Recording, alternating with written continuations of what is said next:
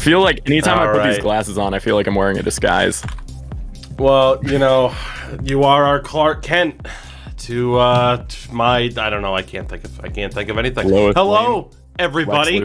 It's deadline day. It's a beautiful day where not much has happened, but we're still gonna talk about it, because why would we not? Now, Deej, here's the thing. We are gonna start off with the most important news of the day, and that is that Coach Q has mentioned that Chris Drieger will be in net tomorrow for the Florida Panthers, so he is not being traded. Screen.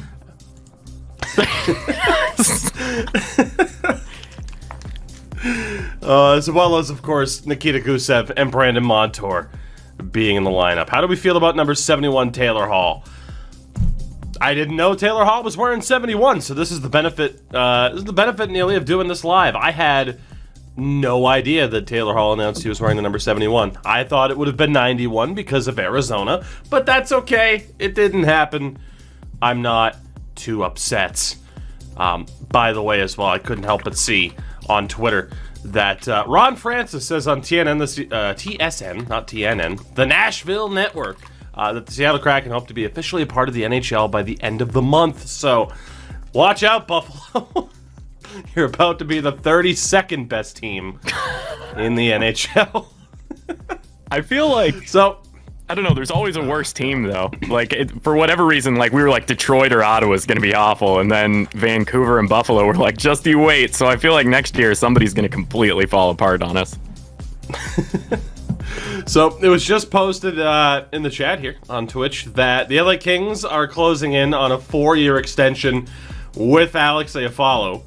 That is according to one Kevin Weeks. So, Deej, that is another big piece that's off the board, which is horrible because this deadline day has been incredibly slow, and I'm so thankful I didn't start streaming that much earlier, because God, it would just be a slog right now. I mean, it already is. It would be that much worse. Speaking, though, before we get into certain trades, I guess, and breaking it down, the old Alex Iafallo 4-year extension, depending on the price point, guys, I would say it's good. He's a really good defense-first forward who plays against, like, the highest level of competition. Like, he's out there on that Kings top line. So, anything over, like, 5 or 6 is probably a bit much. Probably. And we got more, okay, cool, we got more links to chat. Deej, the good thing is people are just going to throw news at our face. One was about the Janmark deal, which is fine, and the other is a joke tweet from the Nashville Predators. Love it! Love it. Good stuff, but... Nashville losing touch with their country roots, as I just put in chat. So I will say, God, the thing you missed out on by not starting earlier was you didn't get a chance to live cover the Dmitry Kulikov visa issues. You're right, I didn't. I didn't get to do that. They were settled very quickly off of Twitter. There you go. So when that might be the highlight of the day in terms of excitement, it's kind of screwed, right? It's kind of screwed. So, God, the question of where do you start, right? The question of where do you start at this point? And I think. I usually start at the F5 key. Yes, Twitter. We need to go all the way back to April 7th. Because, damn it, we're going to count this pretty much as the full recap podcast. Why? Because we're trying to bide time for more deals to actually happen. We are an hour and 15 minutes away from the deadline, and then, of course, it goes on a little bit further every time, as it does. So, Deej, I want your opinion on the first trade that really kicked things off way back on April 7th, last Wednesday, as the New Jersey Devils acquired one AJ Greer, Mason Jobst, a first-round pick, and a conditional 4th that can upgrade to a 3rd in exchange for Kyle Palmieri and Travis Zajac, both on 50% retained salary, because every trade this deadline involves this type of retained salary because nobody wants to be on the books for money, and most people can't be on the books for money. Now that we've had a few days to look at this trade, I'm not surprised in the slightest that the New York Islanders, of course, led by Lou Lamoriello, continues to sit here and pick up former New Jersey Devils. And it's honestly the type of trade that the Islanders desperately needed after losing Anders Lee, which we've talked about on the show quite a bit. So, all in all, I think the key here, as we've seen it develop, has been the first-round pick. I think that's kind of the hanging on point for a lot of people, where it's like, okay, why was the first-round pick involved here? Why wasn't it involved elsewhere? But, I mean, it makes sense. The Islanders get 2 players on 50% retained salary. They gave up a first-round pick. Nobody would have been surprised to hear that Kyle Palmieri went for a first-round pick. So, all in all, I mean, in terms of this trade, it's good for the Devils. You get an extra first-round pick, which I'd say they desperately needed. And the comparison's been out there a lot of, hey, draft picks this year, it's like throwing darts at a board more than normal. But now the Devils have 2 first-round picks, and the Islanders get some boost to the lineup that they desperately needed. So, yeah. Deej, your thoughts? Well, first and foremost, obviously they're going to put Kyle Palmieri in a situation to replace Anders Lee. But I don't know. The thing that I'm very interested in is I've always been a Travis Zajac fan, and I feel like he is going to absolutely thrive in a Barry Trotz system. Just that, nowadays he's like a hard-nosed third-line center. Kind of like I think Marcel Gotch back in the day is like a good comparable to how he plays now. And I think that's a really good pickup for them. I don't think it's necessarily an overpayment either, because both those guys are the type of depth players that are going to help you win a cup. Fair enough. And shout out to one Alex I follow, indeed, who does get a 4-year deal worth $4 million a year, which is perfect. I think if you're a fan of the Kings, be very, very happy with that contract. That's good value for money right there, all things considered. So, anyway, back to that initial trade, though, right? And hello to everybody joining us on the stream, though. But with Travis Zajac, I mean, he's not what he used to be. He's 35 years old, but like you said, if there was any type of player that's going to thrive under the Trotz system, it's him. And then obviously Kyle Palmieri, I think will do very, very well. I'm actually trying to get a look at where Daily Faceoff or perhaps even Cap Friendly has him in, because I'm pretty sure they have made their Islanders debut already, and I'm trying to see where they were playing. And Zajac was on the top line apparently with Barzal and Eberle. What? And Palmieri was on the third line with Pajot and Wallstrom. So figure out those line combinations if Daily Faceoff is to be believed, because those are incredibly bizarre. Trot's gonna Trotz. Yeah. I mean, out of all the trades that might be deemed controversial, that's not one of them. Baseball fan, as an Islanders fan, saying those lines were awesome last night. I will choose to believe you. I think they won 3-2 in overtime, did they not? If I'm not mistaken. So, yeah, shout out to the New York Islanders for a solid trade. Shout out to the Devils for a solid trade as well. And, I mentioned the first round pick. The Islanders still have a pick in every other round other than the first this year, and we'll see where they go. I mean, we talked about it. The Islanders, they're going to make the playoffs. You're good to go. Deej, I think we talked about this on the show, if I'm not mistaken already, but we'll bring it up. It was the trade that happened the next day on April 8th, as the Chicago Blackhawks acquired Brett Connolly, Henrik Borgstrom, Riley Stillman, and a 7th from the Florida Panthers for Lucas Wallmark and Lucas Carlson. I mean, it was definitely, in terms of what was up with Brett Connolly, let me know. Like, was it just a matter of injuries, a matter of, hey, let's get this cap off the books, because that's what it really looks like? In your mind, fanboy. The man how do was you a feel? fanboy. As Garber hits us up with the 33 months on the Prime sub. A day stream, Garber, because it's a lovely day. It is Fighter of the night day. stream. Damien, we will get to all of it. We will get to all of it. You gotta wait. But yeah, Brett Connolly, they give up Henrik Borgstrom, who, I mean, left the Panthers. He still had the rights with the Panthers, Deej, but... Yeah, he was on our reserve list, where it was like a Puljujarvi situation. He's 23 years old. He probably wasn't going to come back and didn't really have a future with the team. I am surprised they gave up Riley Stillman. The man was a fanboy. I am not. As Warrior drops the gifted sub as well. You are not? Okay. Well, yeah, your thoughts. You're the Panthers fan in here. Your thoughts on this trade? So the issue with Stillman is we needed him to take a step forward this year.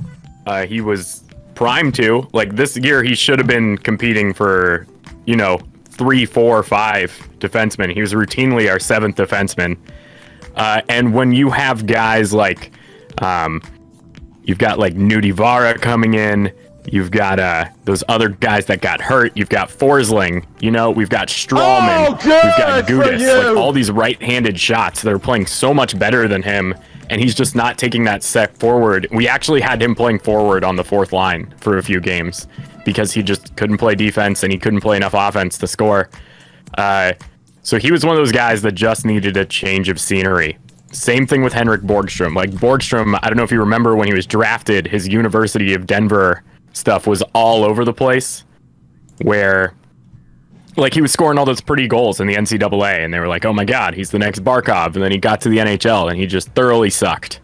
And he had trouble putting on weight. He had trouble pulling off all of his moves. Like, his hands couldn't get there at the next level.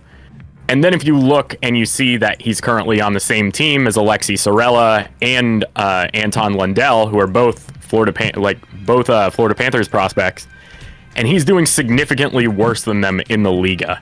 So Borgstrom, I really liked, but obviously he didn't live up to expectations. Just another failed Dale Talon draft pick. So maybe a change of scenery helps a lot for him. And then obviously Connolly, he's just not doing well. He can't score. He can't get himself into... So even more so than him just being snake bit, he's having trouble getting into position to score. Like, he was on a line with Huberdeau and Wenberg, and he couldn't even... Like, he got 1 goal over something like 10 games where he replaced Hornquist. And so he's just slow. He can't keep up with that line. There really isn't a place for him in the bottom 6 with guys like Vetrano and Tippett that are able to be scoring wingers that are in position consistently. So, I don't know. This to me just looks like a cap dump by the Panthers. I think it's odd that we reacquired Lucas Wallmark, as he didn't see a lot of play last year after we traded for him from Carolina. He was not one of Q's favorites. And yeah, he came over in the Trocheck deal, right? Yeah, he came over in the Trocheck deal, along with another guy with a W last name, who I forget right now, that's significantly better and currently on the Predators. So, I don't know. Lucas Carlson, I'm not familiar enough with to be like, oh, okay. But I've got a feeling that the Carlson and Stillman things is kind of a 1-for-1 swap, where 2 guys that are defensive prospects just need a change of scenery. And then I look at the rest of the trade as a more reasonable thing.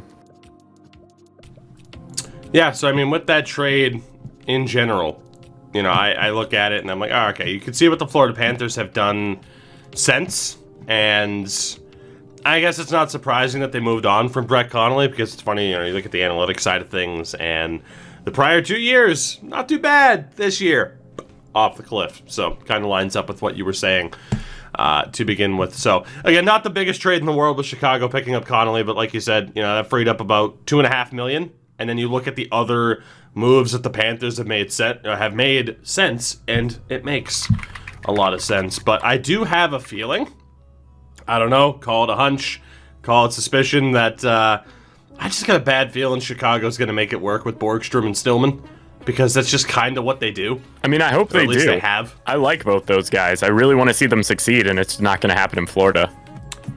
Yeah. I mean, it just sucks because with the Panthers, there's not really too much to say in terms like, yeah, these guys will be great. I mean, I don't really think anyone's banking on that.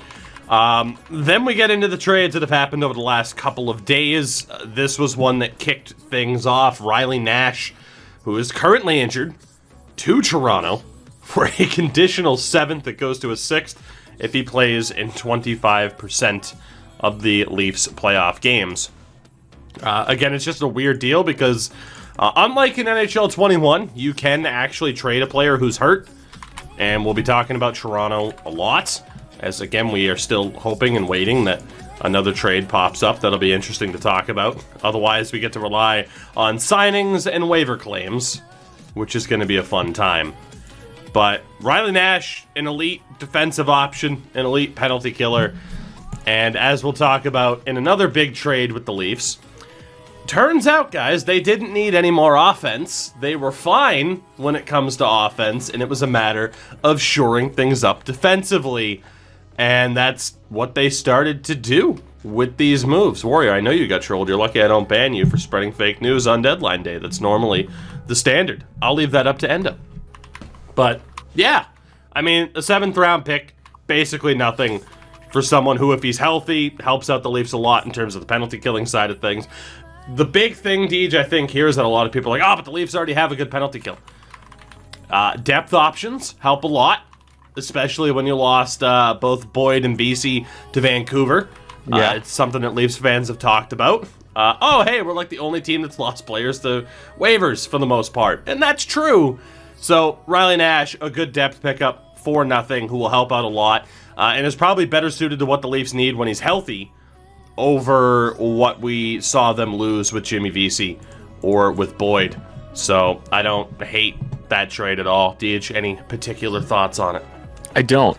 I do think that this is all revenge on Vancouver for a certain waiver claim they made in the 2010 season. Not for this year's 2 waiver claims, just the 2010. Yeah, no, that's what's happening. It's all just revenge for you know what, Tougie? I need to go to a doctor. I can't remember anyone's name anymore.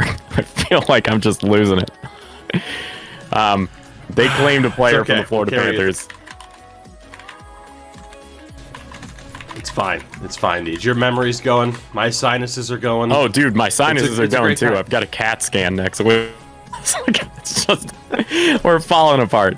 Tougie's take. Yeah. They're the new home of new hosts soon, probably. Who wants to take over? So yeah, not too much else to say about that. Again, we're just going to keep working our way through all the trades here, hoping that one more blockbuster perhaps finds its way through, which would be nice, and then we can talk about what's happened and what hasn't happened. We're about an hour and 4 minutes away from the deadline. Deej and I will probably be live here with you until about 4 p.m. or so. That's normally when the late deals have finally filtered through. So, yeah, that's the game plan for tonight. So buckle up, chat. We have 2 more hours of this nonsense, more than likely. But moving on then. As the rich get richer, Deej, it's a beautiful, lovely capitalist society that we live in. The Colorado Avalanche picked up Patrick Nemeth on 50% salary from the Detroit Red Wings for just a 4th round pick next year, in a move that makes me incredibly salty because, Patrick Nemeth is a fantastic defensive defenseman, and Colorado, as if they weren't good enough already, only get better. Yeah, and you know what? I even want to rewind this a little bit to March 20th, talking about Colorado only getting better. Because there was a post on Reddit today about Jonas Johansson's stats since moving to the Avs, where he currently has a 9.29 and a 1.87 in 5 games. It's not like a 1-game freak thing. So Colorado is making some shrewd moves, continuing to only get better. I really like this Patrick Nemeth pickup, especially when you look at their defense. Just to me, as an outsider that doesn't watch a lot of Avs games, their defense certainly lacks that gritty, tough defensive defenseman, and you're getting a 6'3", 230-pound Swedish Hulk. So you can't be too upset. Yeah, I mean, like I said, it's just it's one of those things too where I've been rooting for Colorado this season, right?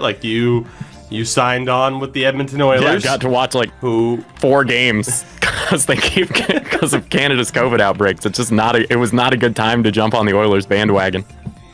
But I mean, that Colorado defense, Taves, Girard, Makar, Graves, and then you get into the injury issues, and I do think this move was really brought on by the fact that Eric Johnson's down and out right now, and might just be in general. So And yeah, Nemeth goes back to Colorado as well. So it's a really good fit. And I really, as a Bruins fan, granted they've made trades, thank God, and I'm happy.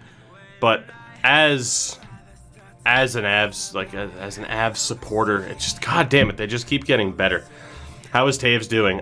Void, he is phenomenal, one of the best defensemen in the league. So, yeah, again, the rich get richer. Speaking of the rich, though, the haves and the have-nots. Brandon Montour to the Florida Panthers for a third-round pick. Deej, your thoughts? Because obviously, with Brandon Montour, it is the thought of, please, let's hope, let's pray that he is cooked. Or that he is not cooked as he appeared to be. But we do have a nice fake trade there as well.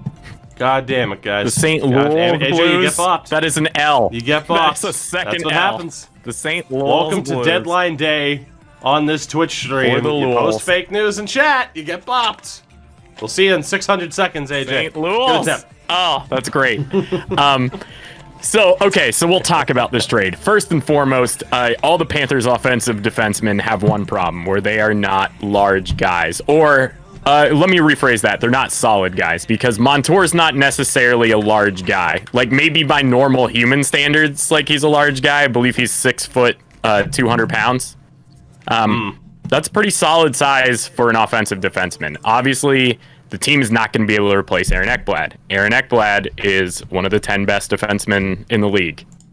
You can't replace that. That's just not how it works. However, when you've got like Gustav Forsling, who's not a big dude at all, as our main offensive defenseman, because Keith Yandel is very heavily protected because he can, like, he's probably one of the best passers in the league, but he can't do anything else right. So Montour, you just don't know how good he is. I know I talked to you a bit about this on Twitter, where there's like the great wall or the great fog of Buffalo. Like, you don't know how good any of those players are. Like, you've got no idea. Yeah. Like, Taylor Hall It affects me could too, be elite, so. but who knows? You know, it's the great fog of Buffalo.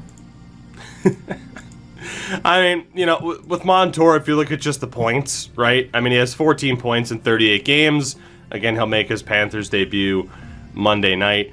You look at the underlying stats, though, and I mean, like, there is some level of production which lines up with what you'll see on a basic stat sheet, but the analytical side of things, it's abysmal for Montour. So, yeah, it really is just going to be a matter of waiting to see what he does on a team that's not the Buffalo Sabres. And, you know, for Buffalo in general, obviously, we'll talk about them quite a bit. But now, because of this, they do have 2 third-round picks, none of which are theirs. They have Florida's and Montreal's from a deal on March 26th, which was the Eric Stahl trade. So, there's that. So, another deal where, again, it just kind of sucks, right? Like, a lot of these trades are, we'll see. But that's the deadline, man. You get hyped up to be like, oh, man, it's like, I don't know. Some people are still on board. It's like, yeah, Jack Eichel's going to get dealt. No, that's not Eichel and Line how it happens. Package deal through San Jose Yeah. to Toronto. Who says no? So I will say, I do need to give a shout out to somebody on Twitter real quick. I wish I could remember his name, but he's like the #1 media guy for the New York Islanders. And his post is now long gone. It was at the top of my F5ing a little bit ago. But he said, really looking forward to this TSN segment on the Dewey Decimal System, and that really resonated with me. Well, I don't have a way to properly transition to the Dewey Decimal System, but we can talk about Devin Dubnyk, which I think is about the closest that we're gonna get. Colorado, of all the goalies to pick up, Deej, we talked about it, the rumors, James Reimer. Is it gonna be Chris Drieger? Is it gonna be Linus Ullmark? They settle for Devin Dubnyk in the great fog of San Jose to know whether or not he is actually cooked or not. We don't know. He was acquired from the Sharks for Greg Pateryn, who continues to get tossed around like the hottest of spuds, and a 5th-round pick. Devin Dubnyk's stat line this season, again, it's on San Jose, so we don't know if he's cooked, but he had an .898 save percentage in 17 games. This after having an .890 in 30 games with Minnesota last year. So I can't help but think that Devin Dubnyk's probably cooked. But behind that Colorado defense, you'd have to be something special to not actually be able to do well, especially if Jonas Johansson, like you mentioned, is doing what he's doing. So for the Avs, I mean, again, they shore up the goaltending with Pavel Francouz having a lot of injury troubles. And for the Sharks, they pick up Greg Pateryn, which, you know, sure, why not? I mean, he's just a guy. That's all he is for the rest of the season. It's just guy to fill out the lineup.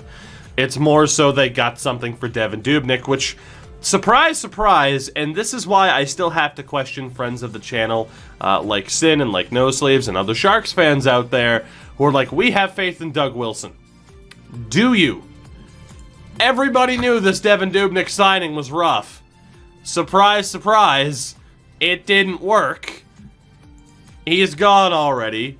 Oh, but the fifth rounder could be another Timo Meier. I don't know, is what the defenders would probably say. I don't know. For me, we'll see how it works out for Colorado. And for San Jose, an experiment that lasted all of like 17 games has already ended to the surprise of absolutely nobody. Yeah, I will say though, as long as Doug is making a bad move, he is making some pretty solid moves to get picks for essentially nothing. I think even in this Janmark trade, one of these picks is apparently headed to the Sharks. We don't know which one yet, because he's retaining this salary. And he's just like, oh, okay, we got room for that. Much like the wheeling and dealing he did with Mike Hoffman. So for every, every Doug mess up, like this Dubnyk contract, he's able to at least be like, let me get in on the action. Fair. Taking his premiums. I mean, that is fair. That is, that's fair. Because I think Kyle Dubas was somebody who last year when Robin Leonard got traded to Vegas, a lot of people gave him credit for taking on Leonard, technically, being the third party in that trade to pick up a draft pick for nothing. So, yeah, that's fair. That's fair. Maybe Doug Wilson does deserve credit for that. Speaking, though, Deej, of third-party trades, we get to this monstrosity. Now, the Columbus Blue Jackets have picked up a first-round pick this year from Tampa and a third-round pick next year from Tampa. The Detroit Red Wings technically then picked up David Savard on 50% salary and a fourth-round pick from Tampa this year, and Tampa then acquires David Savard, again, on 50% retained. So David Savard, my God, he goes from being paid $4.25 million to now being paid just over $1 million with the Lightning, who also picked up Brian Lashoff. So we'll start off, we'll bury the lead here and talk about what this means for Columbus. Again, they pick up a first this year and a third next year. They technically now, and of course we'll talk about another trade, but they technically now have 3 first-round picks. And that third-round pick next year from Tampa is also there because they've traded their own third-round pick next year, which, shockingly, that pick was traded in the Line A for Dubois deal. So, all in all, 3 first-round picks right now for the Columbus Blue Jackets to work with.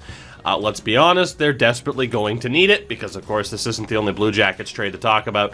And I am still very much on board with the fact that Patrick Laine will not be a member of the Blue Jackets next year unless they can somehow convince him to stay, saying, well, Torts is gone. Help us pick the coach, Patrick. That's the only way I can really see him staying, Beach. Yeah, and he's going to want them to get Joel Quenneville, and that's not going to happen, so they should just trade him to Florida. This Nick Foligno thing, just like on a semi-humorous note, just looking at it, can you imagine being Nick Foligno's accountant, like knowing you're going to have to file taxes in Ohio, California, and Toronto now? Like, that's got to be migraine-inducing. Like, I'd be mad. No thanks. Also, some breaking news that Scott Lawton's off the board. He signs a new deal in Philadelphia. We don't have the numbers for that. There was some talk that he might be on the move, which, I mean, all in all, you talk about what that means for the Philadelphia Flyers and a team that, the talk in the chat already, and the talk for the most part has been, hey, are they going to buy? Are they going to sell? Like, Scott Laughton's a solid third-line option. He is, and he performed very well in the playoffs last year for the Flyers, too. So depending on the price point, I think that's a decent enough move. We don't really know what the price point happens to be, though, at this stage for Scott Laughton, so we'll wait and see how that happens. But going back to the David Savard trade, we'll go to Detroit, who, again, for the sake of retaining salary, they pick up a fourth-round pick from Tampa, a fourth-rounder this year. Stevie Yzerman, wheeling and dealing. Detroit right now, as it stands, Deej, they have their first, 3 seconds, 2 thirds, 2 fourths, 2 fifths, and 3 fourth-rounders next year. So, Steve Yzerman, I told Red Wings fans to have faith in the Yzer plan, because Steve Yzerman is very much working his magic right now. He is. Albeit mostly in a very weak draft, apparently. Well, it's just a weak draft because so many people haven't played. Like, we just don't know what a lot of these prospects are going to be. So it's a weak draft in theory, that the thought behind it is, well, we don't know what a lot of these guys are going to be. But I can't help but think that, I mean, this draft will likely, be remembered as one of the better ones just because the expectations for it are so low. Yeah, I think the scouting is also, these guys haven't played. The scouting is obviously very decreased because a lot of these scouts can't see in person. And then I think even more so, and the other thing about this is there's nobody for the media to hype up. Like they can't really get excited about anybody because, they're not really reporting on games or seeing them in person. And maybe the media drives a lot of draft picks, especially Nail Yakupov. So that said, then, it's a matter of the rich getting richer again, which is great. And actually, Deej, we do have a breaking trade here that we'll talk about a little bit later on once we get the full details. I don't know if we have it, but Carl Soderberg is going back to Colorado.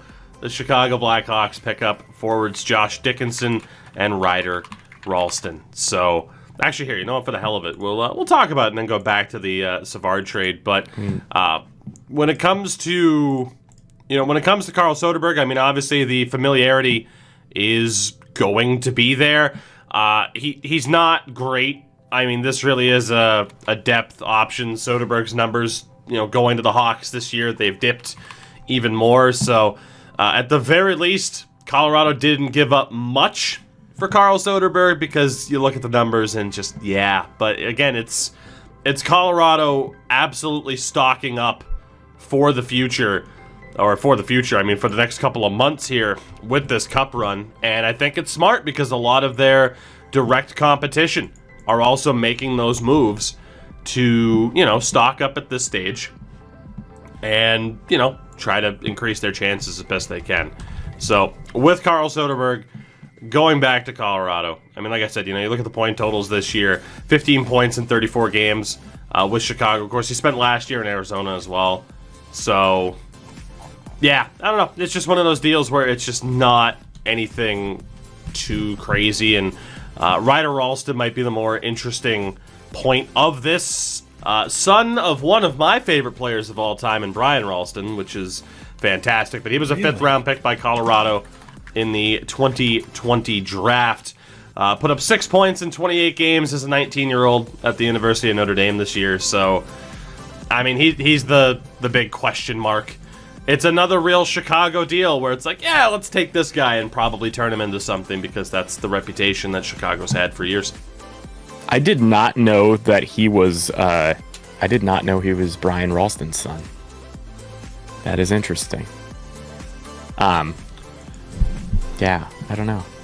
Just to respond, Cody, Drieger is not being traded. I think we're going to treat him as a self-rental. And even if he was, like, Bob's pretty good, so, he, figured it out.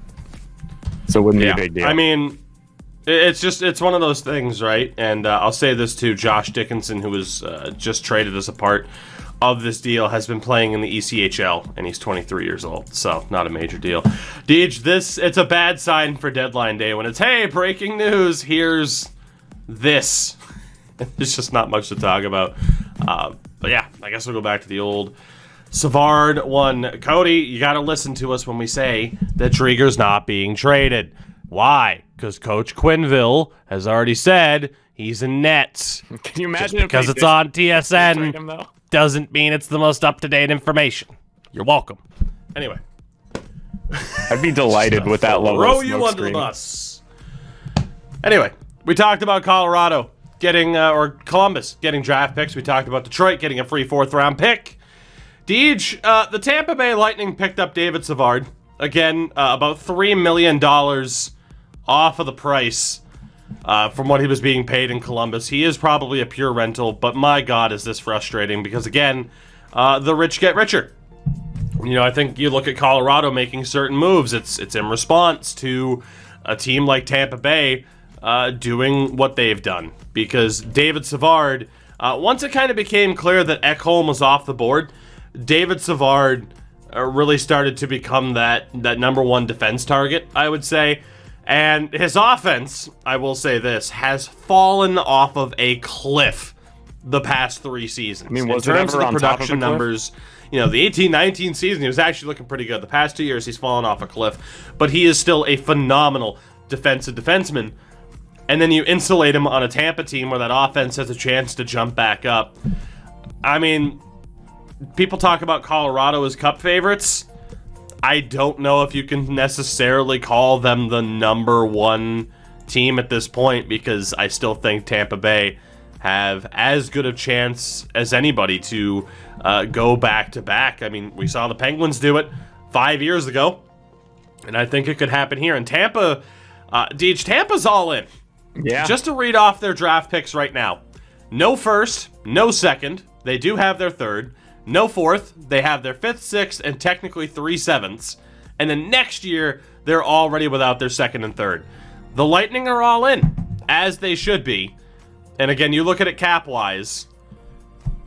I mean, obviously, too, you know, you're factoring in that Nikita Kucherov's not there. Like, there's been a lot of cap maneuverability here, you know, very Toronto-esque. I'd say Toronto and Tampa have been the 2 best at doing that. But that defense right now on cap friendly is Hedman, McDonough, Sergachev, Chernak, Savard, and Cal Foote, which is just stupid. Like, it's so good. The Lightning are still my cup favorites, and that David Savard, they probably still would have been my cup favorites without David Savard. They're still the cup favorites, you know, especially now acquiring David Savard. Yeah, I think this trade is going to get brought up at the GM meeting. Like the double retention thing, I feel like the NHL is going to do something about it. But you know, they're if I can make a really shitty joke, they're building a defensive wall and they're having San Jose pay for it. Oh shit! I mean, hey, you're not wrong. You're not wrong. But yeah, so I mean, it's just one of those things where, you know, again, for Detroit, you pick up a draft pick. For Columbus, it's got to be painful seeing pieces, you know, stripped away from your team. And for Tampa, you know, for the sake of this, Florida, let's just say you do get another cup celebration this year. Hey, at least most of you might be vaccinated this time. So good on you. Good on you, Tampa. Yeah, no, absolutely still the cup favorites at that stage. Now, the word has come down, Deej, and we'll talk about this before moving on to our next trade, because, again, we're continuing to try and follow along with everything that's happening. Unfortunately, that's not much. Scott Laughton has signed a 5-year deal worth $3 million a year. 5 years is, it's a little bit steep, and that's been a trend. Again, Scott Laughton's a good middle six option. But we saw this with the likes of Colton Sissons in Nashville, who got like 7 years. For some reason, there is a trend. There is an obsession. Brandon Tanev is another one that's out there. There is an obsession with NHL GMs to sign middle six forwards to extended deals. And I don't know why. Yeah. Is it because most NHL GMs used to be middle six forwards? I think that's. Yes. I think that might be the That's missing the puzzle answer. piece. Yeah, I think you got it. I think you nailed it. So yeah, for Flyers fans, I mean, and obviously we have quite a few in chat joining us here for the stream, and we thank you for doing that. For Flyers fans, is obviously the conversation, right? Of, you know, what does this team do? And I mean, you guys have about an hour's worth of hope that they're gonna do something. Deej and I have talked about it on the show a lot, though. I don't think there's necessarily an answer out there waiting for you in terms of buy or sell. This is, to me, I mean, you could sit there and say, oh, it's the goaltending. I think it's a coaching issue more than anything else. And I don't see your problems being solved, especially with who is left on the board. I don't see your problems being solved by adding. And I really don't see your problems being solved by stripping away certain pieces at this point for pennies on the dollar. You know, you're only 4 points out of the playoffs, so the Bruins have 2 games at hand on both the Flyers and Rangers. But, I mean, I don't know. We've talked about it a lot, though, Deej, right? The incredible disappointment that it would be if the Flyers were to miss the playoffs. They don't, and I hate to say it for Flyers fans, but you better hope the team figures it out. I don't think they're going to. I think they're going to miss, even though I predicted them to go to the Cup final. It's just a bad time right now for Philadelphia. Yeah, it really is a very bad time for Philadelphia because there's no easy way to... I don't want to use the word weasel, but that seems correct. Get your way... Yeah, there's no way to get your way out of this situation. Like, you've got a great team, and really the only thing you have left to do is fire Alain Vigneault, who obviously has compromising photographs of somebody. I mean, he has to at this stage because I can't believe they haven't fired him yet. I mean, unless it's a matter of ownership not wanting to, not wanting to pay the man, essentially, which I could believe that's the issue is that, we don't want to have to pay this dude at this stage. I could believe that, but with that, I mean, we'll they move lost on to Buffalo to again last night. Yeah. You know how frustrating it is for a Bruins fan to lose to the Flyers and then you see them lose to Buffalo multiple times? It's so incredibly frustrating. Can't believe Buffalo has the belt. Well, yeah, Kofstra, that's what I'm saying, right? Is I know that Vigneault still has time left on his deal, but he is also actively sinking this team.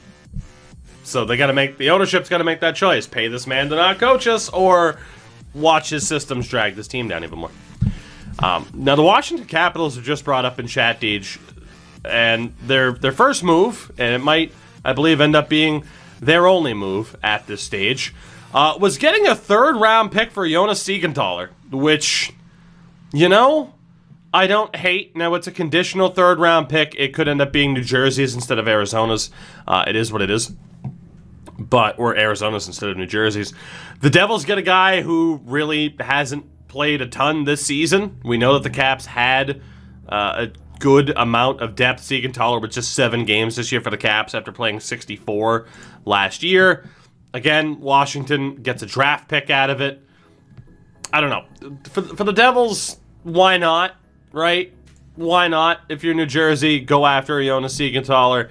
See what he can do. He's on an expiring deal. You're not a playoff team. That's fine.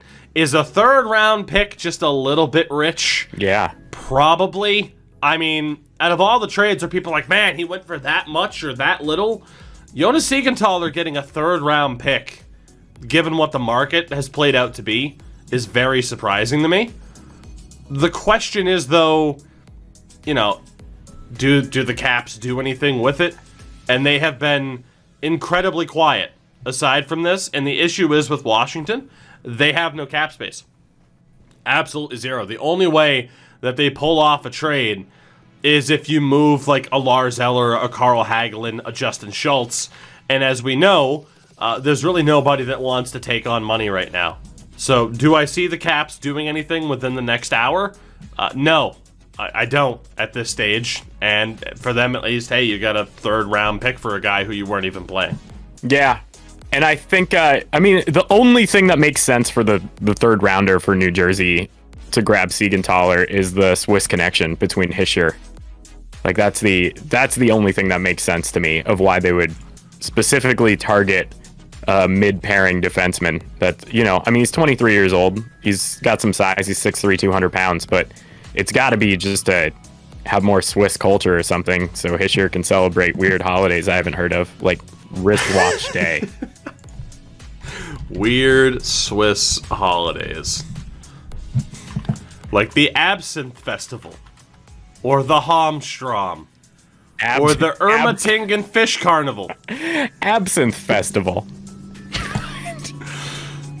Or the Sexslauten, which I'm not even going to guess as to what that is. The Wrestling Herdsman Festival is the one I'm most interested in because it appears to be the most popular, where cow herdsmen all gather for wrestling matches to see who the strongest cow herder is in all of Switzerland. Please televise this.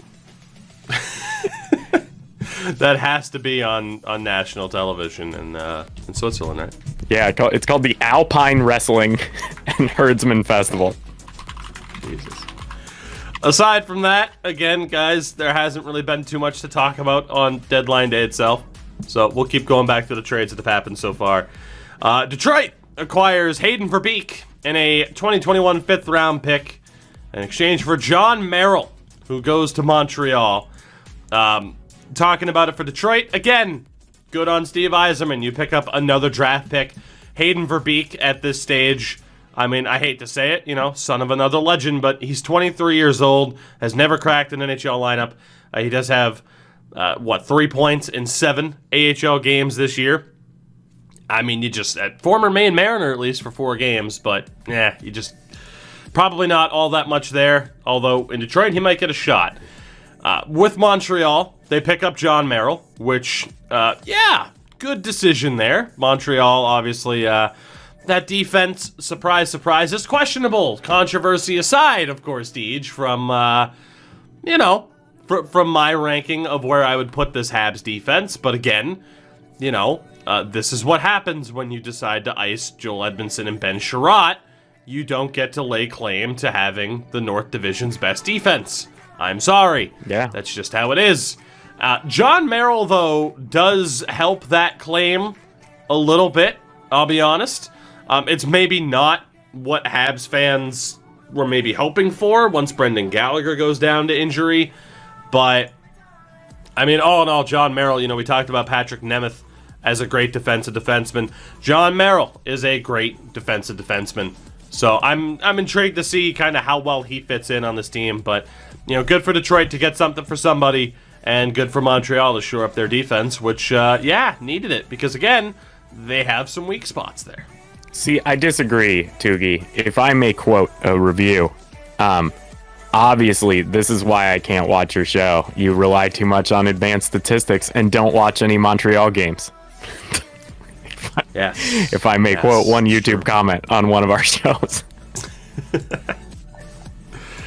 I mean, it's true. How dare I look at the numbers to form opinions instead of just the eye test, which has way less of a bias involved. The eye test than, than numbers that are meant to, tell you more.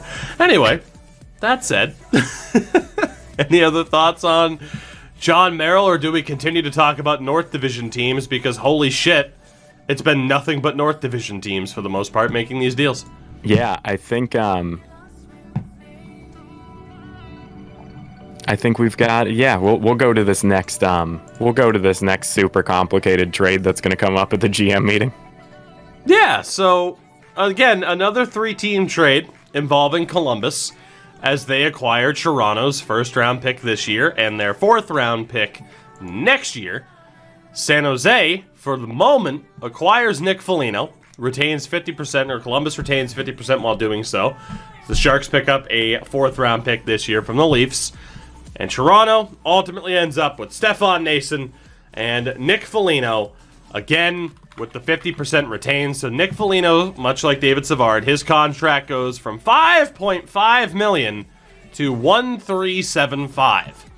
And again, this was the big thing that a lot of Leafs fans didn't understand. They just saw Nick Foligno and first-round pick. What the fuck? That's not how it works. Obviously, Toronto had to pay a premium here to get Nick Foligno, down $4 million from his original price point. That was the big catalyst to this deal. Now, you could argue, I guess, if you're a Leafs fan, but what about Taylor Hall? And again, we talked about it leading up to the deadline. I don't think that Taylor Hall was the guy. Tymo, you beautiful boy, thank you for the host. Welcome in. It's good to see you. That said, there's a reason as to why the Leafs went for, middle six to bottom six, defense first, penalty killing options. And, say what you want about Nick Foligno, and it's like, well, these numbers, and he's not scoring at the same rate. Like, Nick Foligno, even just for the fact that he's going to the team that his dad played for, and he's going to be wearing the same number his father did, which is one of the coolest things. Aside from that fact, like, Nick Foligno is exactly what that team needs. And I don't understand certain Leafs fans, and I feel like more often than not, Deej, if you look at the reaction, you're more than likely just to see the trolling reaction. Yeah. Because it's way too on the nose for the reactions to be, the Leafs need to go out and get veteran leadership and grit. They go out and get veteran leadership and grit. But what about the offense? Like, that's always the response you'll see. I don't think you can take, whether it be responses on Reddit, Twitter, or YouTube, seriously when it comes from people who are actually Leafs fans, or at least posing as Leafs fans, because everybody knew heading into this, what did the Leafs need more? They need a little bit more veteran leadership. They need a little bit more grit. They need more defensive stability. That is exactly what they managed to get, not only in Riley Nash, but Nick Foligno especially. I mean, again, if I'm a Leafs fan, I said so as much on Twitter yesterday. If I'm a Leafs fan, that is an A-plus trade in my opinion. Whether or not you had to give up a first-round pick, again, for Leafs fans, I think that you need to view this as welcome to being contenders. This is what it's like, where you don't get to have your cake and eat it too. You don't get to keep all your picks to restock the cupboard while also making a push for the cup. There's give and take in this. And congratulations, you're now moving away from, we gotta stock the cupboard, towards, hey, we're going for it. And if you have a great GM, I will shout out someone like Doug Wilson. If you have a great GM, they're able to balance both perfectly. If you have a shitty GM, they go too far towards one side or the other, your window explodes in front of your face before you even really had a chance, and then you're right back to where you were. I don't think Kyle Dubas is that. I think Leafs fans should be very, very happy. Yeah, I agree. And if I could say, the reason this is happening is because the Leafs fan base is very much divided into two camps, and there's really no in between. You are either a young Leafs fan that goes and your whole backyard is filled with hockey shot products. You go, you play Eashel every single night. You live off of gamer fuel. Or you're essentially the Canadian equivalent of a 60-year-old baseball fan. That's like, we need the tradition. And this trade should technically satisfy both of those people. But you get the tradition of, Foligno's dad. Foligno, obviously, the piece that Toronto needs. Like, this team could score less goals and still win games. I think that's what's kind of lost on the reactionary Leafs Twitter fan base. And so you're getting a guy that can prevent the other team from scoring goals, provide like a sturdy locker room presence in an incredibly young team, minus John Tavares. And, it's like, and what's really weird too is like, so there's also the weird take of like, who needs defense when you got Jack Campbell? And like, Jack Campbell is going to completely fall apart just for one game. Like, it's got to happen. He has to regress to the mean. There's no way Jack Campbell is the greatest goalie in NHL history. Whoa, hot take there, pal. I can't wait to see the YouTube comments for this one. It's like, gonna get roasted. He's the next Patrick Waugh, you piece of shit, Deej. This is why I can't listen to this. I don't care how good the audio sounds. It's like, you better watch your back next time you're in the 6. So anyway, I don't know. I think this is a fantastic trade, and I think in a lot of ways, as somebody that like both comically hates on the Leafs and like honestly kind of looks at their cap situation and the players they have and like being like, oh my god, I feel like Kyle Dubas is slowly running himself into a wall here. I feel like this Foligno trade makes me kind of look at Dubas in a very different light. Like where, okay, this is actually a really smart move. He did some wheeling and dealing and fitted in exactly the player they need. Yeah, I mean, I can't disagree with that. I think, like I said, I mean, I look at these teams, and it's really tough, I think, to initially declare winners and losers aside from the sole purpose of clickbait headlines. The Toronto Maple Leafs are winners here. There's no denying it at this stage, and of course there's at least one more move to talk about with them, and we'll jump into that in a second because they decided to pull the trigger on some deals late into the night. But they're absolutely winners here. You know, and then you get into the conversation of, oh, well, Columbus, are they winners or losers? I think they're winners here. They're losers for not making the most of the roster that they had. I guess you could argue that maybe they did make the most of the roster that they had, and this was as far as Tortorella could carry them. But you could argue, you know, hey, you get rid of Tortorella, maybe that team had a little bit more gas in the tank before you start flipping people around to try and make something happen. But all in all, and we didn't even really talk about Stefan Nason, who, I mean, he's fine. Like, for the most part, he's a career depth option. He's a really up and down player. You know, 1 year, like 17-18 for New Jersey, 27 points in 72 games. Not bad. And shout out to Dev in the chat, by the way. But, you know, for the most part, it's been really inconsistent. He's another one of those. He's basically, say hi to your new Jimmy Vesey, Travis Boyd, guy who can fill in if you need him to, which is fine. But all in all, I do think that it's a major win for Toronto. And we'll move into the other deal that they made late into the night. Sending a third-round pick next year to Calgary for Big Save Dave. Now, again, with Toronto at this stage, I get the reason why some people are freaking out. They only have their 2nd, 5th, and 6th. But then again, as Leafs fans love to mention, you guys drafted 17,000 players last year, so I think it's going to be okay. What does this mean, obviously, now for the goaltending with Toronto? And I mean, I'll say this, obviously. You mentioned certain goaltenders regressing. Better to have, I think, Campbell and Rittich over, or Riddick it would be. Better to have those two than Campbell and Hutchinson. No disrespect to Michael Hutchinson, but is that someone you want to bank off in a playoff situation unless you're Colorado last year? I think the answer is no, even though he has a .919 in 8 games. But at the very least, too, it's nice to have that extra bit of insurance in case Jack Campbell can't stay healthy, which is a legitimate concern, even though, obviously, as Deech mentioned, he is on this unbelievable run of form that has to end at some point, for the love of God, you would think. That said, obviously, Freddie Anderson being on LTIR in the first place is a big reason as to why, it's the biggest reason as to why they were able to pull this off. No, Freddie Anderson doesn't get traded within the next 45 minutes. Obviously, the deadline now is about 23 minutes away, and of course, trades, if they happen, can still filter in after that. But no, Freddie Anderson's going nowhere. What does it mean if come playoff time, he's healthy, he can come off LTIR like Kucherov can for Tampa? Who's the goaltender? I mean, obviously right now it's Jack Campbell, unless something happens. But the Leafs will have 4 decent to good to great options in goal heading into the playoffs, which is, again, a fantastic situation for them. So giving up a 3rd-round pick for Riddick, I'm good with. I mean, if I'm a Leafs fan, I don't see how you couldn't be. He only has a .904 this year, but there is obviously a big difference between playing behind a very much struggling Calgary team and playing behind what is now the Toronto Maple Leafs team. Yeah, I think if you look at the Leafs contracts right now, and this is why I think this was a really good move for them, is of their 14 roster forwards, 7 of them are UFAs next year.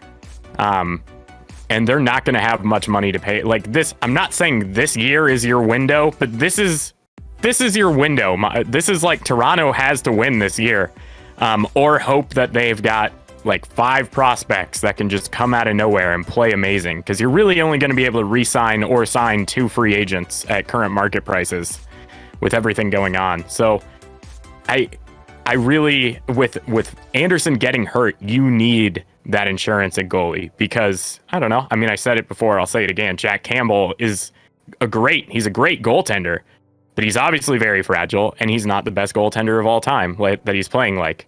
So you need to win this year. So obviously you get yourself a goalie that you know can play. Big save, Dave. So I'll say this too, obviously. Yeah, you look at the Leafs moving forward, like you mentioned, they're not going to be able to do that much. And you look at the cap friendly right now, there's a lot of UFAs at the end of the year. And right now the Leafs are trying to make work what the Chicago Blackhawks couldn't. You pay your star players that much. Well, let's be honest, Toronto's taken that to the next level. Chicago, obviously, it's just Taves and Kane making $10 million each. You have 3 10-plus, basically $11 million players on this Toronto team. So you are going to need to continue to get these guys to sign for pennies on the dollar for the sake of trying to win the cup. And also, if you're going to make trades like they have, then yeah, you need to get teams to get involved to retain salary to make this work. I am very much intrigued, Deej, by what you mentioned when it comes down to, what happens with this whole double retention trade structure and if that gets removed as a viable option. I think it could. If certain GMs wanted to speak out against it, I think we could at least have that be discussed as something that will no longer be an available option for teams. But for now, Toronto's making the best use of it possible. And like you said, they're at that stage where they're very much in win now mode. I don't think it's not this year or bust. I think they can recover. But, this year, for example, there's a decent shot they're going to lose Zach Hyman. Yeah. Unless he takes a pay cut. He won't. I don't know. And that's the question, right? For Zach Hyman. What's more important? Taking the pay cut for a chance at winning the cup? Money or some sort of middle ground? And we'll see how it plays out. But yeah, no, Toronto absolutely in win now mode. And I mean, we'll talk about it throughout the divisions here, especially once we're beyond the deadline. But we'll get there at that stage. Moving on to a lesser trade before we get into some of the other big ones. Braden Coburn was acquired by the New York Islanders for a 7th-round pick next year. So way to go, Ottawa. You got a 7th-round pick out of Braden Coburn.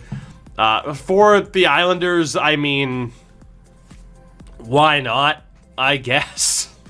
Why not? I guess. Coburn's played 16 games for the Sens this year. 3 people just posted a link in chat, so we must have a trade. And a trade is in the works to send Sam Bennett from Calgary to Florida. What? We'll talk about that if it goes through, and we'll see for what. The word is not through yet, Deej, on what that might be. Listen, I went to a rough high school. Guys named Sam don't do well here. So, to those in chat, we'll wait to see what the official word is on that. Let's finish up this whole Braden Coburn talk for all 30 seconds we can get out of it. Yeah, I'm already distracted. It's right. It's the Islanders shoring up their depth. Why not? A veteran presence is Braden Coburn cooked? Yeah, for the most part. But if there were to be an injury for the Islanders, can he fill in and play a role and succeed in a defense-first Barry Trotz system? I would say yes. I don't really, again, I don't really view it as this massive negative to just throw a 7th towards Ottawa to get Braden Coburn. And again, it's, you talk about this Islanders team. They already did their majority of the damage, again, with the Zajac and Palmieri pickups. So, I don't know. You talk about the teams that needed to make moves to shore up their chances. And again, like I said, we'll talk about the divisions, but the New York Islanders, in terms of, I guess staking their claim to being the top team in the division, they've absolutely done that. And you look at it. Pittsburgh might not be the best move, like we'll talk about, but they made a move. The Bruins absolutely made moves. Washington's just kind of stood pat, while the 3 teams directly below them in the standings have made moves to get better. So we'll see how the East Division plays out with that. Not saying Braden Coburn's the difference between the Islanders jumping the Caps. I'm talking cumulative moves there. Don't worry, somebody thinks you said that. Oh, yeah, for sure. There's no reason to backpedal. They're already typing. The comment has already been posted. Unfortunately, we still don't have the word for what this Sam Bennett deal is. So let's get into talking, Deej, about the first trade that the Boston Bruins made last night. Before we get onto this Boston trade, there is something I want to bring up because you brought up the Caps, right? Where the Capitals are first in their division. They're not really loading up at all. There's another team that's first in their division is not loading up at all, and that's the Carolina Hurricanes. And I know we mentioned this maybe 2 or 3 weeks ago on the podcast. This is Carolina's window. They're going to have to pay Svechnikov and Dougie Hamilton, and it's very odd to me that they are not acquiring anybody at this deadline. Like, they've been weirdly silent. So the word was like 10 minutes last night before Taylor Hall's, before that trade went through that Carolina was interested. So when that came down, I'm like, oh, okay, cool. And then, of course, he ends up going to Boston, which we still haven't fully talked about yet. But you're not wrong. It is very interesting that Carolina, I guess, might just have the confidence that they're already set. I mean, I'm intrigued at least to see just what exactly they end up doing. And the word is down for another deal. Erik Gustafsson has been traded from Philadelphia to Montreal. So there is your word, Flyers fans, as to what the Flyers are doing as they move on from Erik Gustafsson, who they just picked up this year as a free agent signing. So, and the Flyers fans in chat seem to be quite happy. So again, for both the Gustafsson deal and the Sam Bennett deal, we'll still wait for word to come down about what exactly is going to happen there. Now, there is the interesting point as well for Carolina, just to talk about that again really quickly, that they might not have a ton of cap space. Their current cap space on Cap Friendly is listed at almost $10 million. What's their current? You know how there's like the prorated? They changed what it's called last night on Cap Friendly, where there's like the trade deadline cap space. They changed what it's called. So today, their current cap space on Cap Friendly is listed at $9.8 million. Okay. Projected cap space is 2.3, just about. So, like we've talked about, and like you mentioned, yeah, there are some big deals that they need to work out. But from the looks of it, I mean, and granted, Teuvo Teravainen's injured, so maybe they view that as, hey, if he comes back, we're good. Maybe that would work. But I don't know. I'm intrigued at least to see as to why they thought nothing would come down, or why they couldn't get anything done in particular. We still don't have, Deej, the full word on Sam Bennett. I know people are like, oh my god, look, here's part of it. Let's wait for the full trade to come through, guys. Let's chill out a minute now. So, I don't know. For Carolina, it's definitely... I don't know if that's an overpay. People are saying that's an overpay, but I don't know if it is. Let's wait to see what the full deal is for Sam Bennett, please. I don't want to talk about half deals. We don't have any good prospects. There's Lundell. That's it. Get rid of everybody else. Well, craze, right? Like, I know that Teuvo's likely not to come back, but maybe they're like, maybe he will. I don't know. Like I said, I don't understand what Carolina's doing either when teams around them, especially Tampa in their own division, are strengthening up. We'll talk about this before getting into the full deal for the likes of Sam Bennett. Trade deadline's all about overreaction. I'm aware, but how can you overreact when you don't know the full picture? I mean, I guess that's the point of overreacting. Anyway, Mike Riley. Let's overreact about Mike Riley, who was traded to the Boston Bruins, as we do have the full word for Sam Bennett, so we'll get to that afterwards. Mike Riley, acquired by the Bruins. We're talking about the Bruins now and how they did a good thing. Screw your teams. What about my team? The mighty Mike Riley. We're here to talk about Mike Riley. Please, just let me talk about my team doing good. Mike Riley was acquired for a third-round pick next year, which I'm personally perfectly fine with, because why would I not be? It's a third-round pick, and I have higher expectations for my team, because yeah, that's what happens when you're used to your team being good. Is you get higher expectations for said team. And again, all things considered, Ottawa, good deal. Mike Riley is one of the most bizarre players in the NHL in terms of an offensive play-driving defenseman, which the Bruins desperately needed. Now, again, I don't think the Bruins are screwed defensively because they let go of Kruger-Chara at this point. The issue is the fact that they're dealing with injuries right now to both Charlie McAvoy and Brandon Carlo, and even John Moore, for that matter, is out for the entire season at this stage, which really sucks. That deal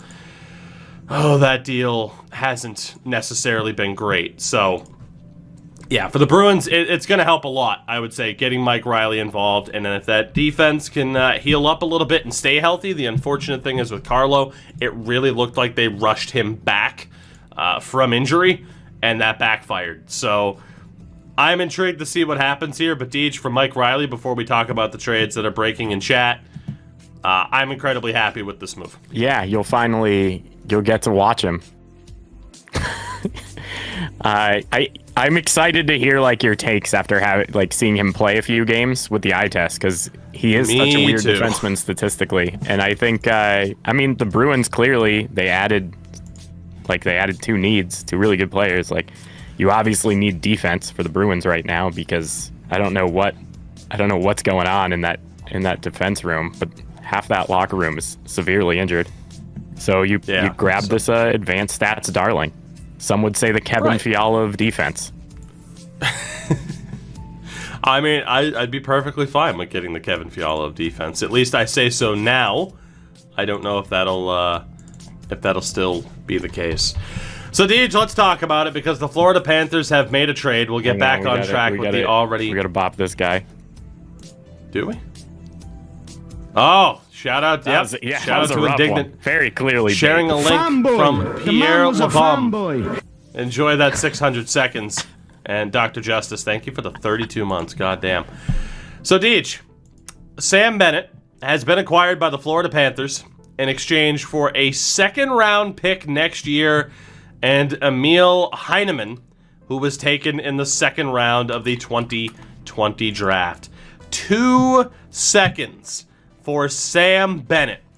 We have not talked about the Taylor Hall trade yet. We're getting to it.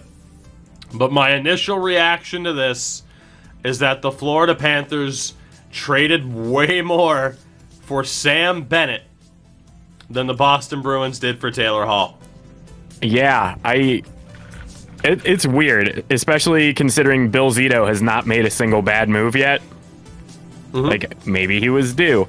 I'm curious to see if maybe Calgary threw a pick in with the deal. Because we haven't seen an official trade call from either team yet. Maybe that would make some sense. Emil Heineman, he was looking pretty good. 13 points in 43 games as a 19-year-old with Lex Sands in the SHL this year, it's a pretty good total. My buddy who follows hockey as closely as we do, and he's also a big Florida Panthers fan, he just sent me a text and was like, pretty sure Sam Bennett was only worth a sixth. So, I'll say this about Emil Heineman. Elite Prospects on their draft guide mention that he's the kind of player that can fit anywhere in the lineup and play any role. Strong skating as well, but still obviously a pretty big unknown, but you can see as to why he would have been a second-round pick. In terms of giving up another second-round pick, hey, that's not really all that surprising, but then you get into the conversation surrounding Sam Bennett. The one hope, and Deej, you've mentioned this before. The man was a fanboy. I don't know why the alerts are back on, but fair enough. Is what it is.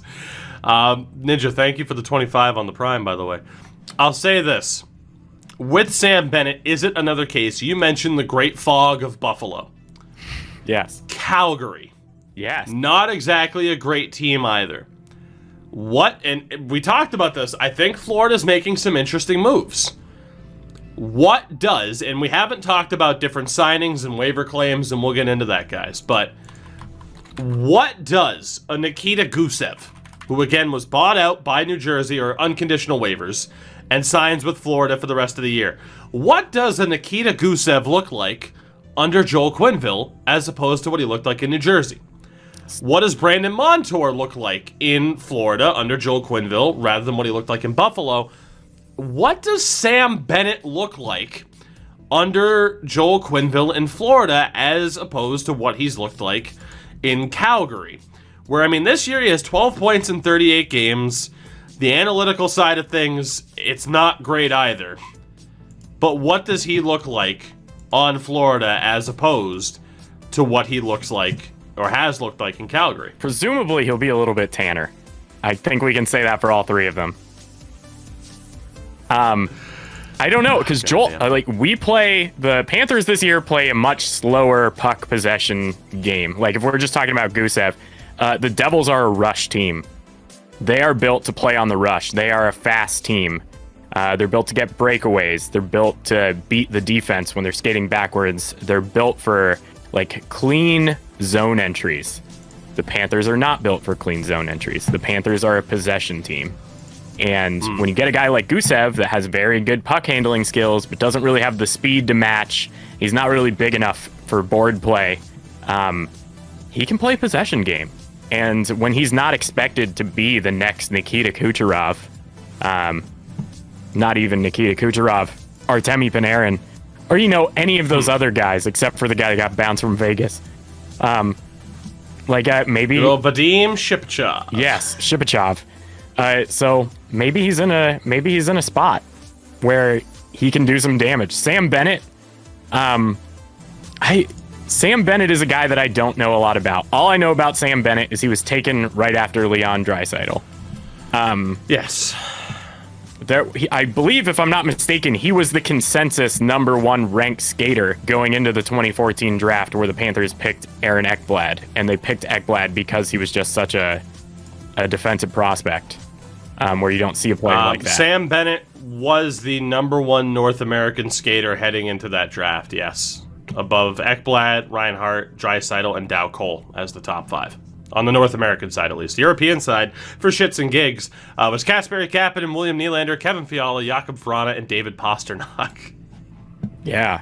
I don't know enough about Sam Bennett to know how he's going to how he's going to fit in. I know people are posting on Twitter that he's a defensive liability in a bottom six role, which feels weird. I don't know. I don't know how he's going to fit in. I feel like we paid way too much for him because I believe he is a UFA. I can check that as well, but I think you are correct there, sir. And indeed, yes, Sam Bennett is a UFA at the end of the year. Actually, no, expiry status is an RFA at least. Oh, okay. So they still have some contract control there for Bennett, who's 24 years old. So, again, the finalized deal, as has been mentioned, is Emil Heineman, who was a second-round pick last year, and a 2022 second-round pick to Calgary in exchange for Sam Bennett and a 2022 sixth-rounder. On paper, it looks rough for Florida, and it looks like Calgary did very, very well here. But, again, what does Sam Bennett look like under a different system at this point? And obviously, it's interesting for Calgary fans, right? 7 years on now, you move on from the fourth overall pick of that draft. For Calgary, you know, I think it works out pretty well. I mean, obviously, you know, you won't see the dividends or the benefits, I guess, of that second-round pick next year. And Emil Heineman is still probably a long way away. But all in all, for the Calgary Flames on paper, they did well. We'll see what Sam Bennett looks like in Florida. We just have no idea of knowing what exactly he's going to look like. Now, I'll say this as well before we talk about the other breaking trade that was there. We are 2 minutes away, roughly, from the deadline. Deej and I will still be here for probably another hour as we wait to see if there are any lingering trades that roll through, as they always do. I mean, sometimes on trade deadline day, you get a trade that comes out at 6 p.m. Eastern. So we'll see what happens there. But the other deal that broke alongside the Sam Bennett trade was Eric Gustafsson being dealt from Philadelphia to Montreal in exchange for a 7th-round pick in 2022. The Flyers do retain 50% salary on an expiring deal. When it comes to Eric Gustafsson, this is a player that over the past 2 years, like his analytical side of things have completely bottomed out. He was always an offensive defenseman. His defensive numbers are horrific. And unfortunately, in a lot of ways, the offensive play driving side of things have gone down. He is someone who can put up points at times. Flyers fans will say that he hasn't exactly done much for them. And again, it's one of those rough spots where, I mean, for Philadelphia, it's gonna kind of suck. You know, let's call a spade a spade. I mean, he's on an expiring deal. He was brought in as a free agent. And, put up 10 points in 24 games, not viewed in a very positive light at this stage. So, Flyers fans are happy he's gone, even though it's for nothing. And all in all, for Habs fans, I mean, I think you hope that he can turn it around a little bit. I mean, again, you look at Montreal now. You bring in John Merrill as a defensive defenseman. You bring in Eric Gustafsson as a more offensive defenseman. And that defense is looking a lot better. Now, where exactly do the pieces fall in terms of what happens with the Joel Edmondson and a Ben Sherratt type? I mean, I get that they bring the physical style of play, and that's fine. But, you know, you look at that defense right now. You already have Weber and Petrie, guaranteed to play if healthy. Brett Kulak should be guaranteed to play if healthy. Romanov's there. And now you have 4 defensemen for 2 spots. Edmondson, Sherratt, Merrill, and now Gustafsson. I think it's going to be very interesting to see who carves out a spot for the top 6 defenders in Montreal heading into the playoffs. And maybe they base it more on the given matchup at the time. Do we need more of a physical edge in this matchup versus do we need a little bit more skill? We'll see. But Montreal gets a decent amount of depth. It's just a matter, I think, of putting the right pieces into place and probably not playing Edmondson and Sherratt all that much. Yeah, when I look at Gustafsson, the thing that stands out to me is his advanced statistics in the playoffs. He's like a completely different player. He's incredibly clutch. And maybe that's what they're looking at, and that's why Montreal grabbed him. I mean, maybe. It's certainly a factor, I would say, in terms of how a player's performed in the playoffs. I mean, that was mentioned about Sam Bennett, so Edmondson's good. No, he's not. I would like to point out that, you know who first broke the Sam Bennett to Florida trade? I don't. Eklund. Ask away. Eklund got one. Oh, he did get one? He got one. He guessed one correctly today. Big day for him. Also, we have another trade. Well, actually, it's the finalized Janmark trade, finally, and we'll talk about that a little bit later on because it's another 3-team trade. And actually, DH, unless you have any other points about, about the likes of either deal, the Sam Bennett deal or the Gustafsson deal, I guess we can move on to this one too. Yeah, I guess, we'll move on to this one, because the only thing I'm seeing is that Zadorov, in fact, did not get moved, is the only thing I'm seeing. All right, so, San Jose has acquired, and again, it's another deal for Doug Wilson, where they had no problem being the third party, and I give them credit for that. San Jose acquires a 2022 fifth-rounder that was initially belonging to the Buffalo Sabres. The Chicago Blackhawks acquire a 2021 second-rounder and a 2022 third-rounder, so a pretty good bit of business for them. And the Vegas Golden Knights receive defenseman Nick DeSimone, forward Matthias Janmark, and a 2022 fifth-round pick. So again, for the Sharks, you get a fifth-round pick just being a part of a trade that allows other teams to do stuff. That's perfectly fine. Why not? And indeed, the common theme here is a lot of teams do want 2022 second round or 2022 picks in general. You're absolutely right about that. And again, Chicago, 2 more draft picks heading into next year. Not bad. Getting a second round pick essentially for Matthias Janmark is a pretty damn good deal. Nick DeSimone, though, at this stage for Vegas, pure defense depth. Not really too much to say there at this stage for Nick DeSimone. But then you get into what Matthias Janmark brings to Vegas, and I mean, he's an interesting player, and it's been talked about a lot. Someone who started off being known as a little bit more of a sniper who is kind of translated into being a defense first option. He's actually perked up a little bit this year, especially his finishing, even though it's not still great at this stage. Deej, as much as like a second round pick, technically 2 second round picks for the likes of Sam Bennett seems like a bit much.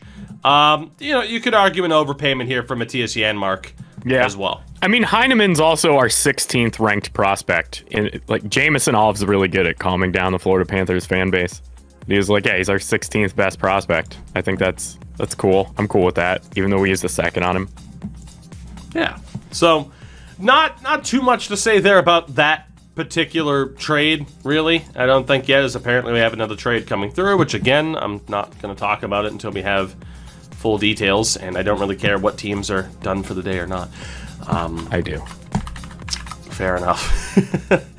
But yeah, with Matthias Janmark, I mean, it's a middle six option who's fine defensively. I don't think you could argue against the idea of Vegas bringing in a little bit more forward depth at this stage. It certainly couldn't hurt. There was also, of course, retained salary with Janmark, so Vegas could get him. So, San Jose initially acquired Janmark, retained 50%. Chicago retained on that, and then, this is our third or fourth trade, I think, where you see 3 teams involved where there's salary retention twice. So Matthias Janmark goes from costing Chicago $2.25. In exchange now, he costs Vegas just over $500,000.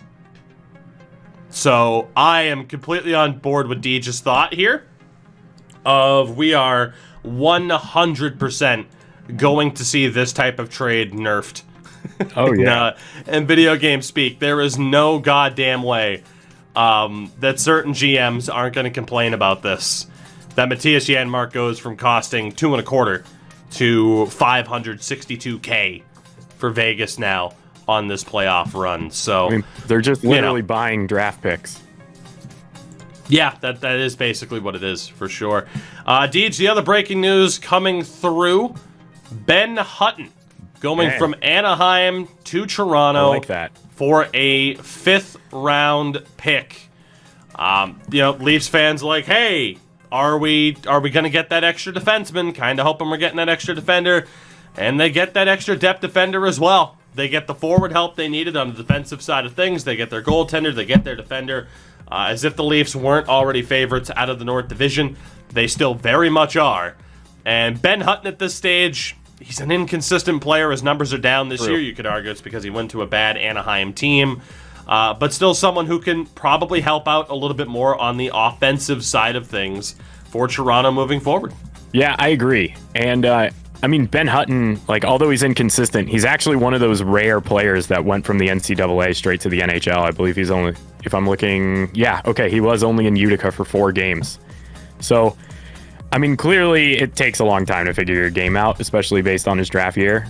I know people are going to say, oh, he's 27, but I think this inconsistency might be due to just playing on a bad Anaheim team, and then before that, playing on a bad LA team. There's a bad year with the Canucks. Okay, you're right. He's inconsistent. It's fine. All right, we have other trades rolling through here out of nowhere, which isn't surprising as we're beyond the deadline. Eric Goodbranson has been dealt from Ottawa to Nashville. Damn it. For a 7th round pick in 2023. I love Eric Goodbranson. I don't need to say much about Eric Goodbranson for what he brings in terms of impact on the game, impact on the score sheet. It's not much, but Nashville goes for it with Goodbranson. Good for the Sens to get anything for him at this stage, but yeah, Eric Goodbranson for a 7th in 2023. That's hell of a deal. A real blockbuster. So, for Sens fans right now, you're at least going to be able to get a look at, you're going to be able to get a look at some of your younger defenders. Defenders, you get a 7th round pick for Goodbranson. I'd call that a win. And obviously they added a defenseman as well here. They didn't just pick away parts, but Mike Riley's gone now. Goodbranson's gone now. That's pretty nice, all things considered. For Nashville, I don't know why you do it, but go for it. Why not? Bring in a defender. Of all people to think, that, oh yeah, they're going to buy. Nashville technically bought at this deadline, which honestly doesn't surprise me given the circumstances. Boy, don't I love everyone in chat trying to be the first to be like, hey, here's the news. But yeah, I mean, I can't say I'm surprised necessarily, Deej, that we saw Nashville go from, hey, they're going to be sellers, to, oh, hey, we're actually on a bit of a heater because this division sucks, and we're going to go for it by getting Eric Goodbranson and not selling.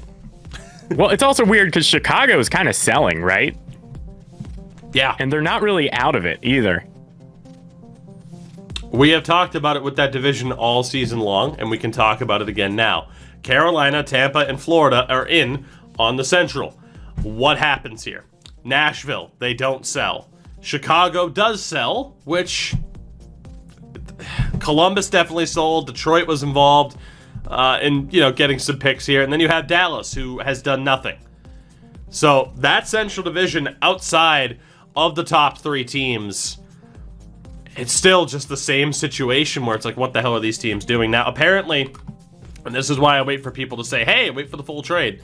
Brandon Fortunato, who I believe is a defenseman, is going from Nashville to Ottawa in the deal.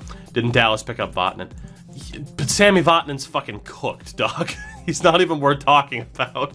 Dallas getting Vatanen on waivers is not buying. That's keeping the status quo and missing the playoffs. But with Brandon Fortunato going to Ottawa, I mean, it's tough to hate the deal, I guess. I mean, he's a 24-year-old defenseman who has 9 AHL games. So, I mean, with Ottawa at this stage, cool. You get a younger defenseman in the 7th for Eric Goodbranson. Why the hell not, right? Yeah, go for it. Yeah. Some toughness. So, we'll keep waiting to see if other deals roll through. There is the Barabanov to San Jose deal in exchange for Antti Suomela, which, I'm sorry, again, there isn't too much to talk about there. Suomela's had some NHL time. He's not that great. It's just that is what it is. Honestly, that's a deal where you shuffle deck chairs. I mean, Suomela's not going to make it into the Leafs lineup. This gives Barabanov a chance to prove that he's an NHL option. Got it. Lovely. It gives Barabanov a chance to prove that he's an NHL option before probably going back overseas at the end of the season. Yeah. I mean, I'm completely unfamiliar with both of these players. In full honesty, I've got no idea who either of these guys are.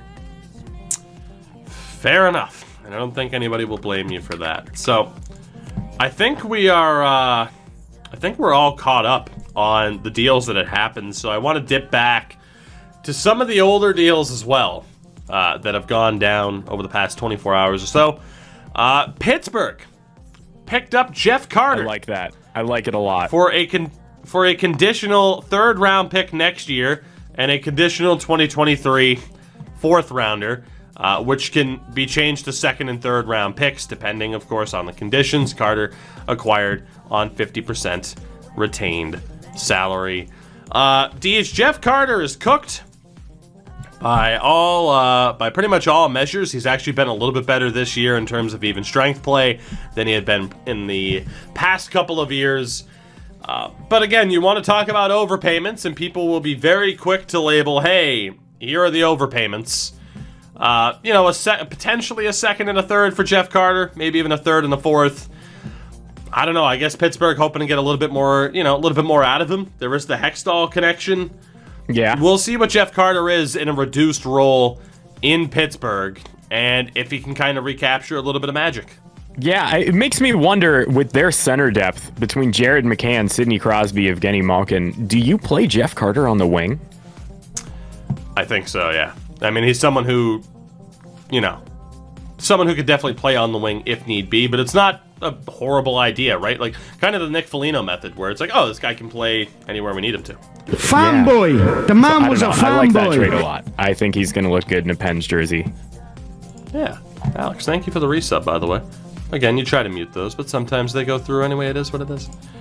So, yeah, I don't know. For Jeff Carter, we'll see. That's the only thing I can really say. Like, is that Was that the big need that the Penguins happened to need? I don't know. I mean, again, Jeff Carter, in terms of the ice time, was still in a top 6 role, but also the LA Kings haven't been completely horrible this year at all times, so you'd kind of look for better numbers from someone like that. I don't know. I think defensively, they were set. Goaltending-wise, I mean, if Jari can continue to turn it around, of course, DeSmith has been pretty solid for the majority of the year. Is Jeff Carter the guy to bring that team together? I don't know. The big issue, of course, Deej, I don't know if you knew this, Jeff Carter's under contract next year. Really? Yes. I mean, so okay, Ron, you do you. You do you, Ron. LA did retain 50%, but Jeff Carter is signed next year for $2.6 million. So, interesting situation for Pittsburgh as well, considering they don't have their first, third, fourth, or sixth this year.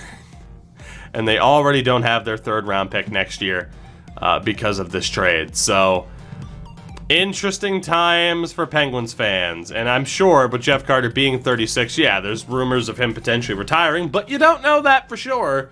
Especially when it's like, hey, I get to play on Pittsburgh and make another $2.6 million. So, yeah, we'll see what happens there. Deej, we've buried the lead on this trade. Let's get to the big one. Let's get to the big-time trade. Screw your Matthias Janmarks. The Buffalo Sabres acquire forward Anders Bjork and a 2nd-round pick this year from the Boston Bruins in exchange for Curtis Lazar and some dude named Taylor Hall. I want your thoughts on this trade first. Carolina has made a trade. It just came in, but here we won't talk about that. That's right, I beat you, chat. So the this Taylor Hall trade's awesome. What surprised me was there were actually rumors earlier today that they were going to flip Anders Bjork. That Chicago had interest in him, and that Buffalo was going to flip him for more picks or something, which would have made a lot of sense to me. I'm actually surprised that didn't happen. But this looks like a severe underpayment for scoring depth, very good scoring depth. So it's the thing the Bruins needed, and they got rid of some things they didn't need, which were some inconsistently scoring two-way forwards. And I don't know enough about Curtis Lazar to make an informed statement, but I am going to Google him in the background and just rattle off some of his stats like I knew about him the whole time. Yeah, the guy has 9 points on Buffalo this year. He'd basically be Wayne Gretzky if he were on any other team. Curtis Lazar. Yeah, of course. So Anders Bjork, definitely a defense-first kind of forward, and was just kind of the odd man out now at 24 years old. And that's a shame, because him coming over from Notre Dame, I mean, I was excited at the idea of what this guy could be this season, and it just didn't really happen. And that's the majority of the Bruins' bottom 6 to bottom 9 has been not living up to their best potential of what they could actually be, as much as that sucks. Now, is he able to turn it around on Buffalo? I don't know. Can anybody turn it around on Buffalo? But they do get a 2nd-round pick as well, which, hey, if you want to view it as a positive for the Sabres at this stage, you look at it like this. You signed Taylor Hall, it didn't work, you got a roster player and a 2nd-round pick out of it. Cool. For the Bruins, Curtis Lazar. Is he a downgrade on Anders Bjork? Yes. Are they similar players? Yes. That's obviously not the big part of the deal. Anders Bjork, better than Curtis Lazar. That's not a controversial take. I don't really expect Curtis Lazar to play that much, and if he does, I don't expect much from him. But hey, we'll see what happens. The big piece, Deej, is obviously Taylor Hall, which... you talk about the great fog of Buffalo. Taylor Hall is playing for a lot of money this season. The rest of this season and into the playoffs. The Bruins, unless they crash and burn and don't make the playoffs, in which case Taylor Hall will exclusively be blamed. I'm optimistic about this, especially knowing what was given up. For other players on this deadline day, or really in the past couple of days, all things considered. I mean, I have no choice but to be excited and optimistic about what Taylor Hall might be able to bring to the Bruins. Yeah, You know, I agree. in terms of play driving, it's still been there. In terms of, getting primary assists, that's still been there. He just hasn't been able to score. If Taylor Hall can't score playing next to David Krejci, who will probably set him up on a tee game in and game out, then I don't know what the future of Taylor Hall is. It certainly won't be in Boston. I think Taylor Hall won't be a Bruin next year regardless, because it's either he's going to suck and he'll still play the market, or he's going to do really well, he'll play the market and get paid a little bit more money. Yeah, if he sucks on Boston, then I'll start making Taylor Foyer jokes. And I don't think anybody wants that. I don't want it. I don't want it. So, it's another one of those trades, right? Where as much as I wish I could be like, yeah, Taylor Hall is going to be great, it's a what if type of trade. We need to wait and see how well he's going to do. But there really is no excuse for him to not play at an incredibly high level. And again, as mentioned, he'll be wearing the number 71. Only 3 players have worn the number 71 in Bruins history. Shout out to Terry Virtue in 1999. The great Terry Virtue with 5 career NHL games between the Bruins and the Rangers for 2 seasons. Yuri Slager from 04 to 06. And Mark Savard, who wore the number 71 in 2007. So Taylor Hall has a great history to live up to there, all things considered. So I'm hopeful. I'm optimistic. We'll see how it plays out. Obviously, with the asking price, it's, again, Bjork. It's you get a lesser bottom 6 forward, but Taylor Hall for a second. I'm incredibly happy about this trade, all things considered. Nadij, other trades coming through here.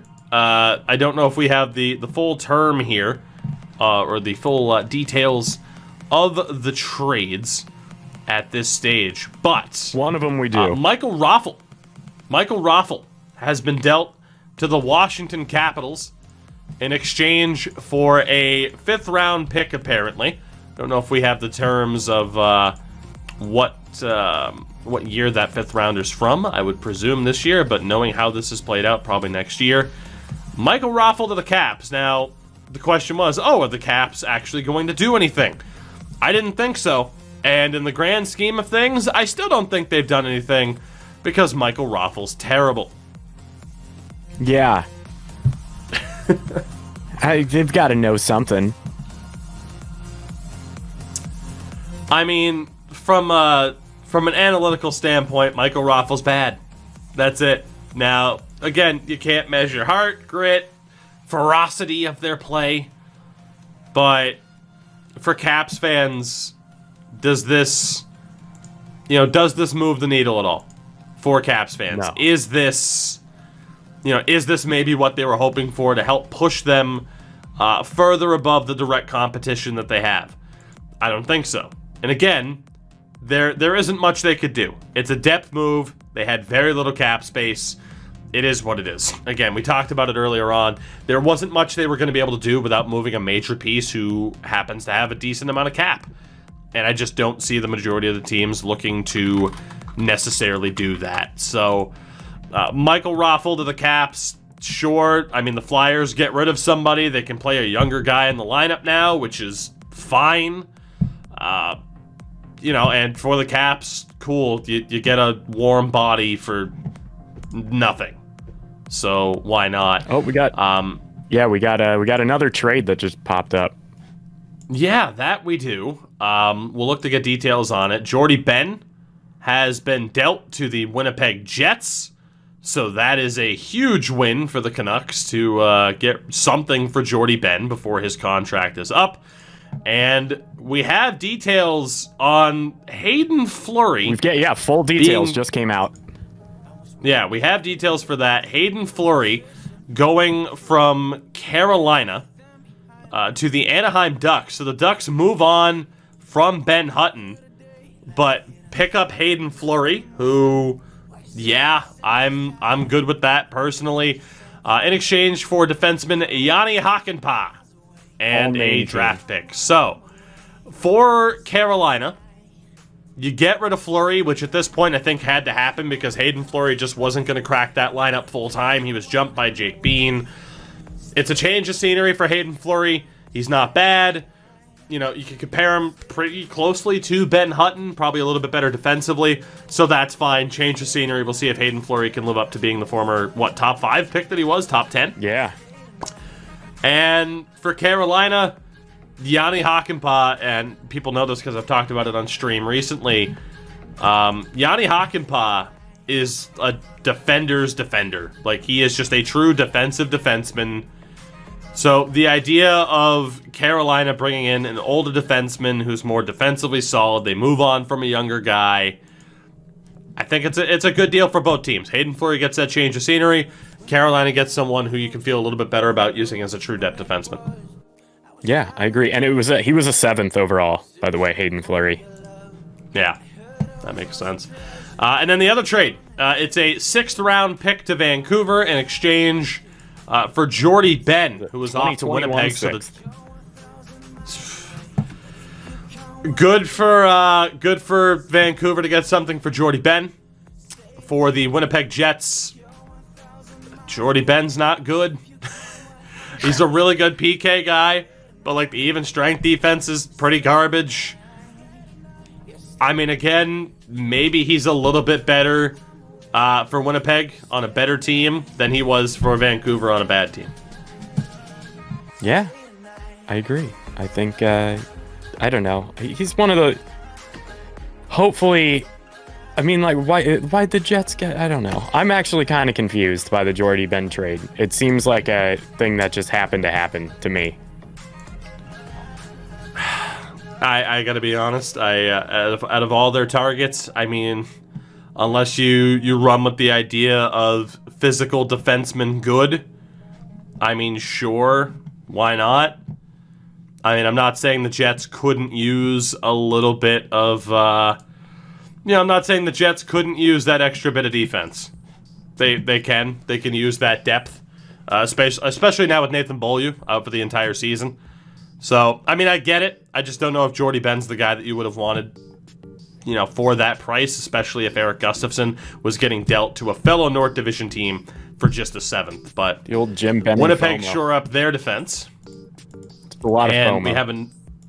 Yeah, I honestly, I think that's a good way to label it. So aside from the Hayden Fleury, Michael Raffle trades that we've talked about, apparently... one Madison Bowie is on his way from Chicago to Vancouver. We don't know for what yet, though. Right? Just a few weeks ago? No, Madison Bowie... Was Madison Bowie on the Cats? I don't remember that. I don't think he was. No, Madison Bowie was on the Caps. He was on Detroit, and then Chicago. So I'm thinking of... I don't know who you're thinking of. I'm intrigued now. I don't know. My brain's gone. Time to see a specialist. Are LeBrun and Friedman always on top of the deadline like this? Yes, they are. Especially with Bob McKenzie taking a bit of a step back in terms of importance. So, Deej, we'll drop back to some of the other trades as well. The early moves this morning on deadline day that we can talk about. So apparently it's Madison Bowie and a 5th for a 4th round pick. So Vancouver moves on from Jordy Ben. They bring in Madison Bowie, which... I mean, Madison Bowie's prior analytical standpoint, it hasn't been good. Looks like a case of Jim Benning being like, hey, we can fix this guy. So honestly, Vancouver needs to fire Jim Benning, and I'm sure they'll do so in the offseason. Yeah. I'm sorry, but Madison Bowie, and a 5th for a 4th. I mean, good on Chicago to get a 4th round pick. That's I don't see the point of that whatsoever. I mean, yeah, like you're gonna need another defenseman or two on roster to play and take up ice time, I guess, but I don't get it. So essentially, Brad Morrison is who I was thinking of for whatever reason. Gotcha. Just to clarify. So essentially, it's Jordy Ben. God, what would it be? It's Jordy Ben and a 4th round pick for what? Bowie a 5th and a 6th or whatever. Like, it's just nothing about that makes any Franchise sense breaking whatsoever. So yeah, no. Shout out to Vancouver making the big money moves today that they needed to make. And of course today too, I guess the transition to that, they traded Adam Gaudette to Chicago 1-for-1 from Matt Highmore today. Huge trade. Which, yeah, God, dude. Okay, like I said, I don't necessarily like labeling winners and losers immediately, especially because a lot of trades, it takes some time to know exactly how that's going to play out. And apparently Kevin Weeks is... oh, yeah, that's what I said when I said huge trade. I wasn't commenting on that other trade. Apparently Detroit are trading Anthony Mantha to Washington for Richard Panik and Jakub Vrana, according to Kevin Weeks. We will wait to see if that becomes official. Anthony Mantha might be going to Washington, and I might be eating a lot of crow about them not making any moves. That's huge. They also Kevin Weeks Holy has broken shit. almost all the trades, all the big trades. Of He's the been last on few fire days. today. So,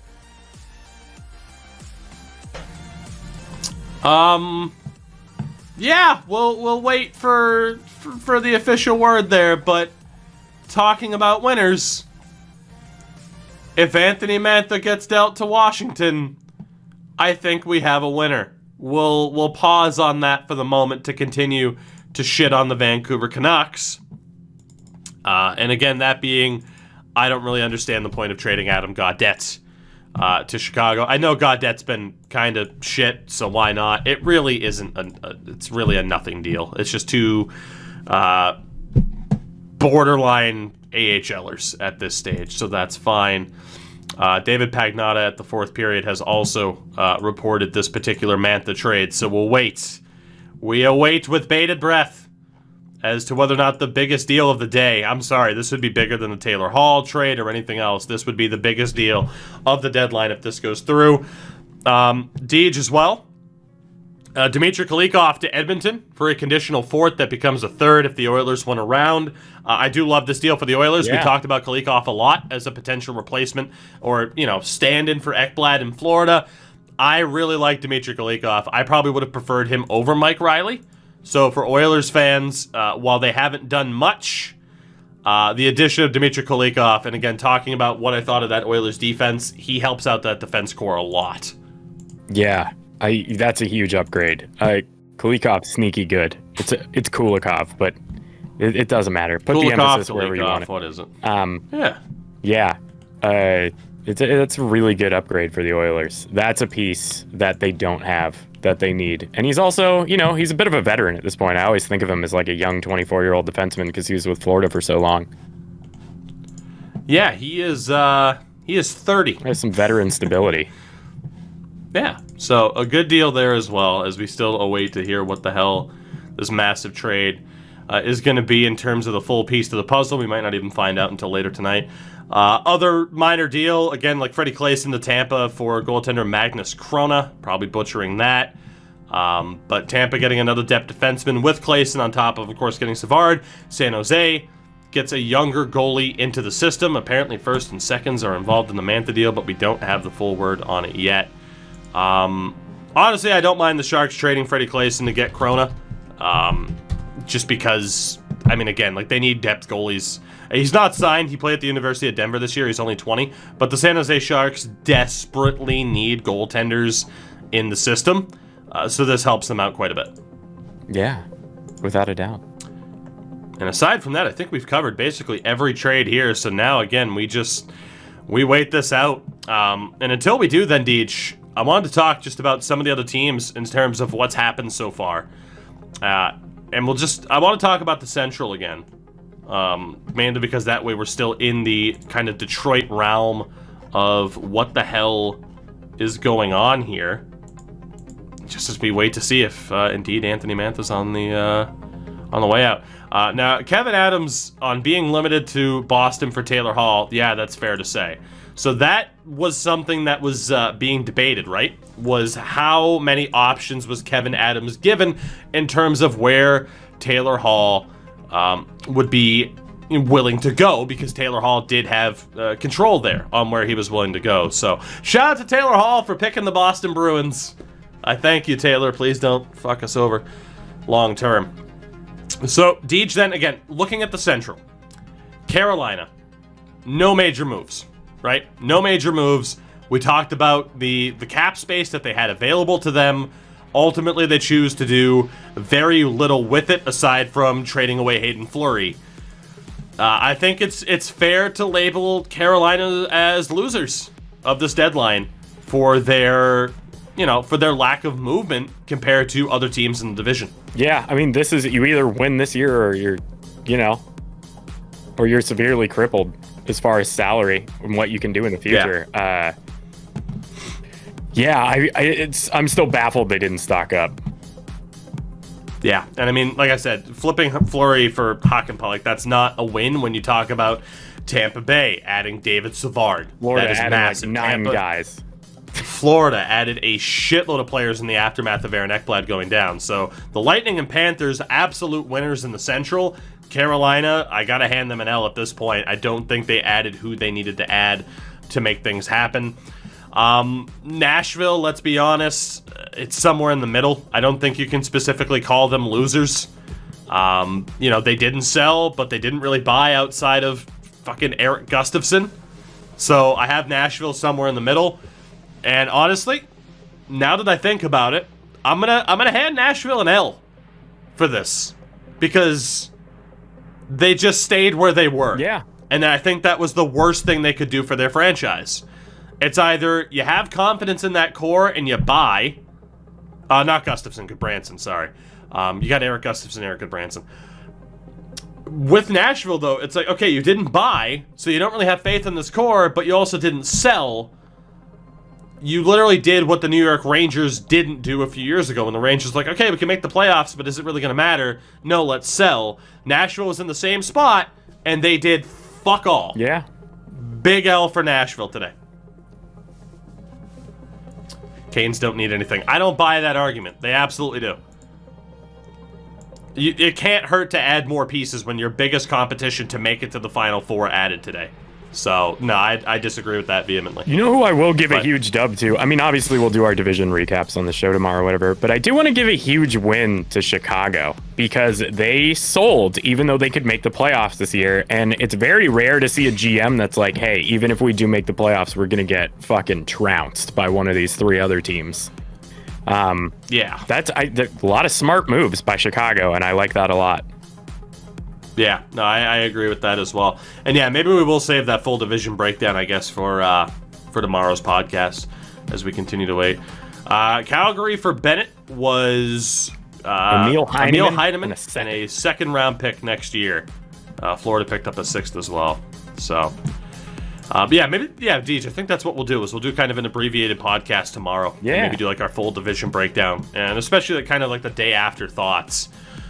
Again, we are still waiting to hear the word officially for what is involved in the Mantha trade. But it's definitely going to be interesting to see kind of how this all plays out. I do want to mention then as well, we should talk about it, the waiver pickups that happened today as well. Yeah, after these waiver pickups, I think we'll recap these, and unless something huge happens, sign off, because it is E's birthday. Yeah, fair enough. So again, like the big moves today in terms of the waiver wire, and again, we talked about pretty much everything in terms of trades that have happened so far. So hey, the VOD will be up, and of course this will be going up on the YouTube side of things as well. And Deej and I will be back on Spotify, Apple Podcast, and YouTube tomorrow for a Tuesday show. The video version might go up on Wednesday, where we'll do our full day after thoughts and kind of a division breakdown, our winners and losers. So make sure to follow us on Spotify, and of course Tougie24 on YouTube as well, and on patreon.com/Tougie24. Deej and I do an extra bonus show every week talking about everything else that's not hockey related. $5 a month for that tier, and hey, it gets you some other stuff as well. Of course, it gets you into our viewer question portion. So yeah, we've been doing this for a while now. We appreciate all you for hanging out. That said, in terms of the waiver moves, I mean, the big one Victor Mete acquired by Ottawa, and I called this, right? Like I said last night on stream, there is no way Victor Mete makes it far down the waiver wire, and Ottawa proved me right, and I think this is a phenomenal pickup for the Sens, and it gives Victor Mete a phenomenal chance here because Goodbranson's gone, Mike Riley's gone. This is Victor Mete's opportunity to prove that the hype around him, especially from like the analytics community, is deserved. So I'm very excited to see what Victor Mete happens to do with the Ottawa Senators. Yeah, I think that going to the Sens is a good place to like earn a contract with another team right now. They're very much a good proving ground. Yeah, and of course he'll be an RFA next year as well. And then the other big move was Sami Vatanen being claimed by Dallas, which was mentioned a little bit earlier. Again, I'll tell you, honestly, it comes down to this. Like Dallas, I'll tell you, spoiler alert for tomorrow's podcast, Dallas is a big loser today. They're a big loser on the season. If you're hoping that Sami Vatanen on waivers is the move to make, I'm sorry. Like Sami Vatanen's cooked. You know, the only benefit is that he's on an expiring deal. Sami Vatanen is not that needle mover that the Dallas Stars needed to get that season back on track for them at all. And again, it's one of those things where they might limp into the playoffs over Chicago or over Nashville. Not holding my breath. Nice. All in season, yeah, man, baby. Sinuses are feeling it right now. Love it. We're getting into that season. So we still don't have 100% word on what is going on with Anthony Mantha in terms of the full pieces involved when it comes to draft picks. So Deej and I will talk about it on the podcast tomorrow. But for the moment, we can talk about the pieces, Deej, that we know are involved. And this is one way or another. I don't even care about the draft picks involved. This is a massive, massive deal and a massive win, I would say, when it comes to what this means for Washington, because we were talking about them as potential losers. I said it earlier on in the show. The Islanders made moves. Penguins have made moves. The Bruins have made moves. And Washington, for the moment, it looked like, well, we got Michael Raffl. And you can say what you want about, team chemistry, but, I mean, the Islanders have pretty damn good team chemistry. They have an identical record to the Caps. Funny how they still felt it necessary to make moves. But all in all, Anthony Mantha is a phenomenal player, and it's very interesting, of course, that at 26 years old, the Red Wings and Steve Yzerman decided to move on from Anthony Mantha because he is, again, just a tremendous, really not just, top six. I'm going to label him top six because I don't think he goes on to the top line, but just an incredible player for the Caps that I think they have some goaltending concerns, but two younger, inexperienced goaltenders in the grand scheme of things. I think this does make the Caps the favorites in the East. I think it has to. Yeah, I agree. That's a huge pickup for them. And then for Detroit, obviously, who is really slow rolling this rebuild, another fantastic addition. Like, I can't wait I know we counted their draft picks before and ran out of breath, but now. And for Detroit, then, getting Jakub Vrana, he is also a phenomenal player. He's only a year younger than Mantha.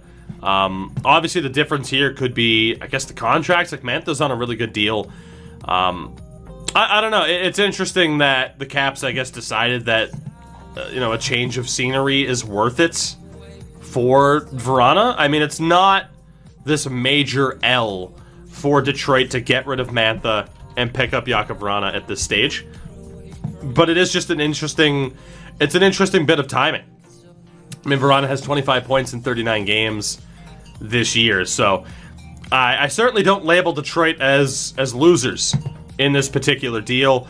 They also pick up Richard Panik, which, is just and again, it's been mentioned elsewhere. He's a bottom six option. It's not a major move at that stage. Obviously, he's just a tack on, but Richard Panik could be a good locker room guy. And I guess we have something from Pierre LeBrun here. Believe the deal is Vrana, Panik, a first and a second from Mantha. That is, wow. Boom. The Detroit Red Wings, ladies and gentlemen, Winners. Absolute winners. Holy hell. That's my initial response. Verana, a first, a second, and Ponic from Mantha. Here's the thing. It's a win for both teams.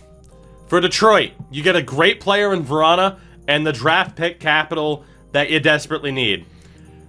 You could argue Mantha versus Verana if you want to. But, I mean, I think, again, Washington very much going for the cup. They view Mantha as a better player to get them there. Deej, I can tell you're getting antsy, and we can look to wind things down here. Your final thoughts, though, from what we know of this trade so far, and your thoughts on the deadline. Of course, we'll talk a little bit more about it tomorrow, though. You know, even though this seems like an overpay for Washington, how many times is Washington going to get a chance to run it back? And I can't imagine there's going to be a better opportunity than this year in the rest of Ovi's career. So you get a guy like Mantha. To me, there's no loser in this trade. Absolutely. I think, like you mentioned, for both sides, it is a very, very good deal with that. So, hey, we'll continue to see if any other trades come out. I imagine this will be the last, certainly the only major deal from here to come through. But yeah, let's wrap it up here for now. Again, Deej and I will be back tomorrow with our kind of day after reactions, our winners and losers of this particular deadline, and of course we'll have the full kind of details at that point from there. But yeah, all in all, hey, deadline day got a little bit more interesting at the end of this, and there's a lot of ramifications not only for the rest of this season, but the next couple of seasons to come with how many draft picks have moved. Yeah. So, excited to redo this.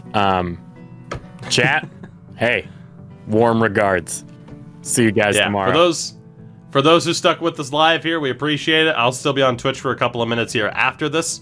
Again, you can catch Deej and I, Spotify, Apple Podcast, YouTube at Tougie24, but of course the Tougie's Take podcast. It's been on screen the whole time. We'll let Deej get out of here.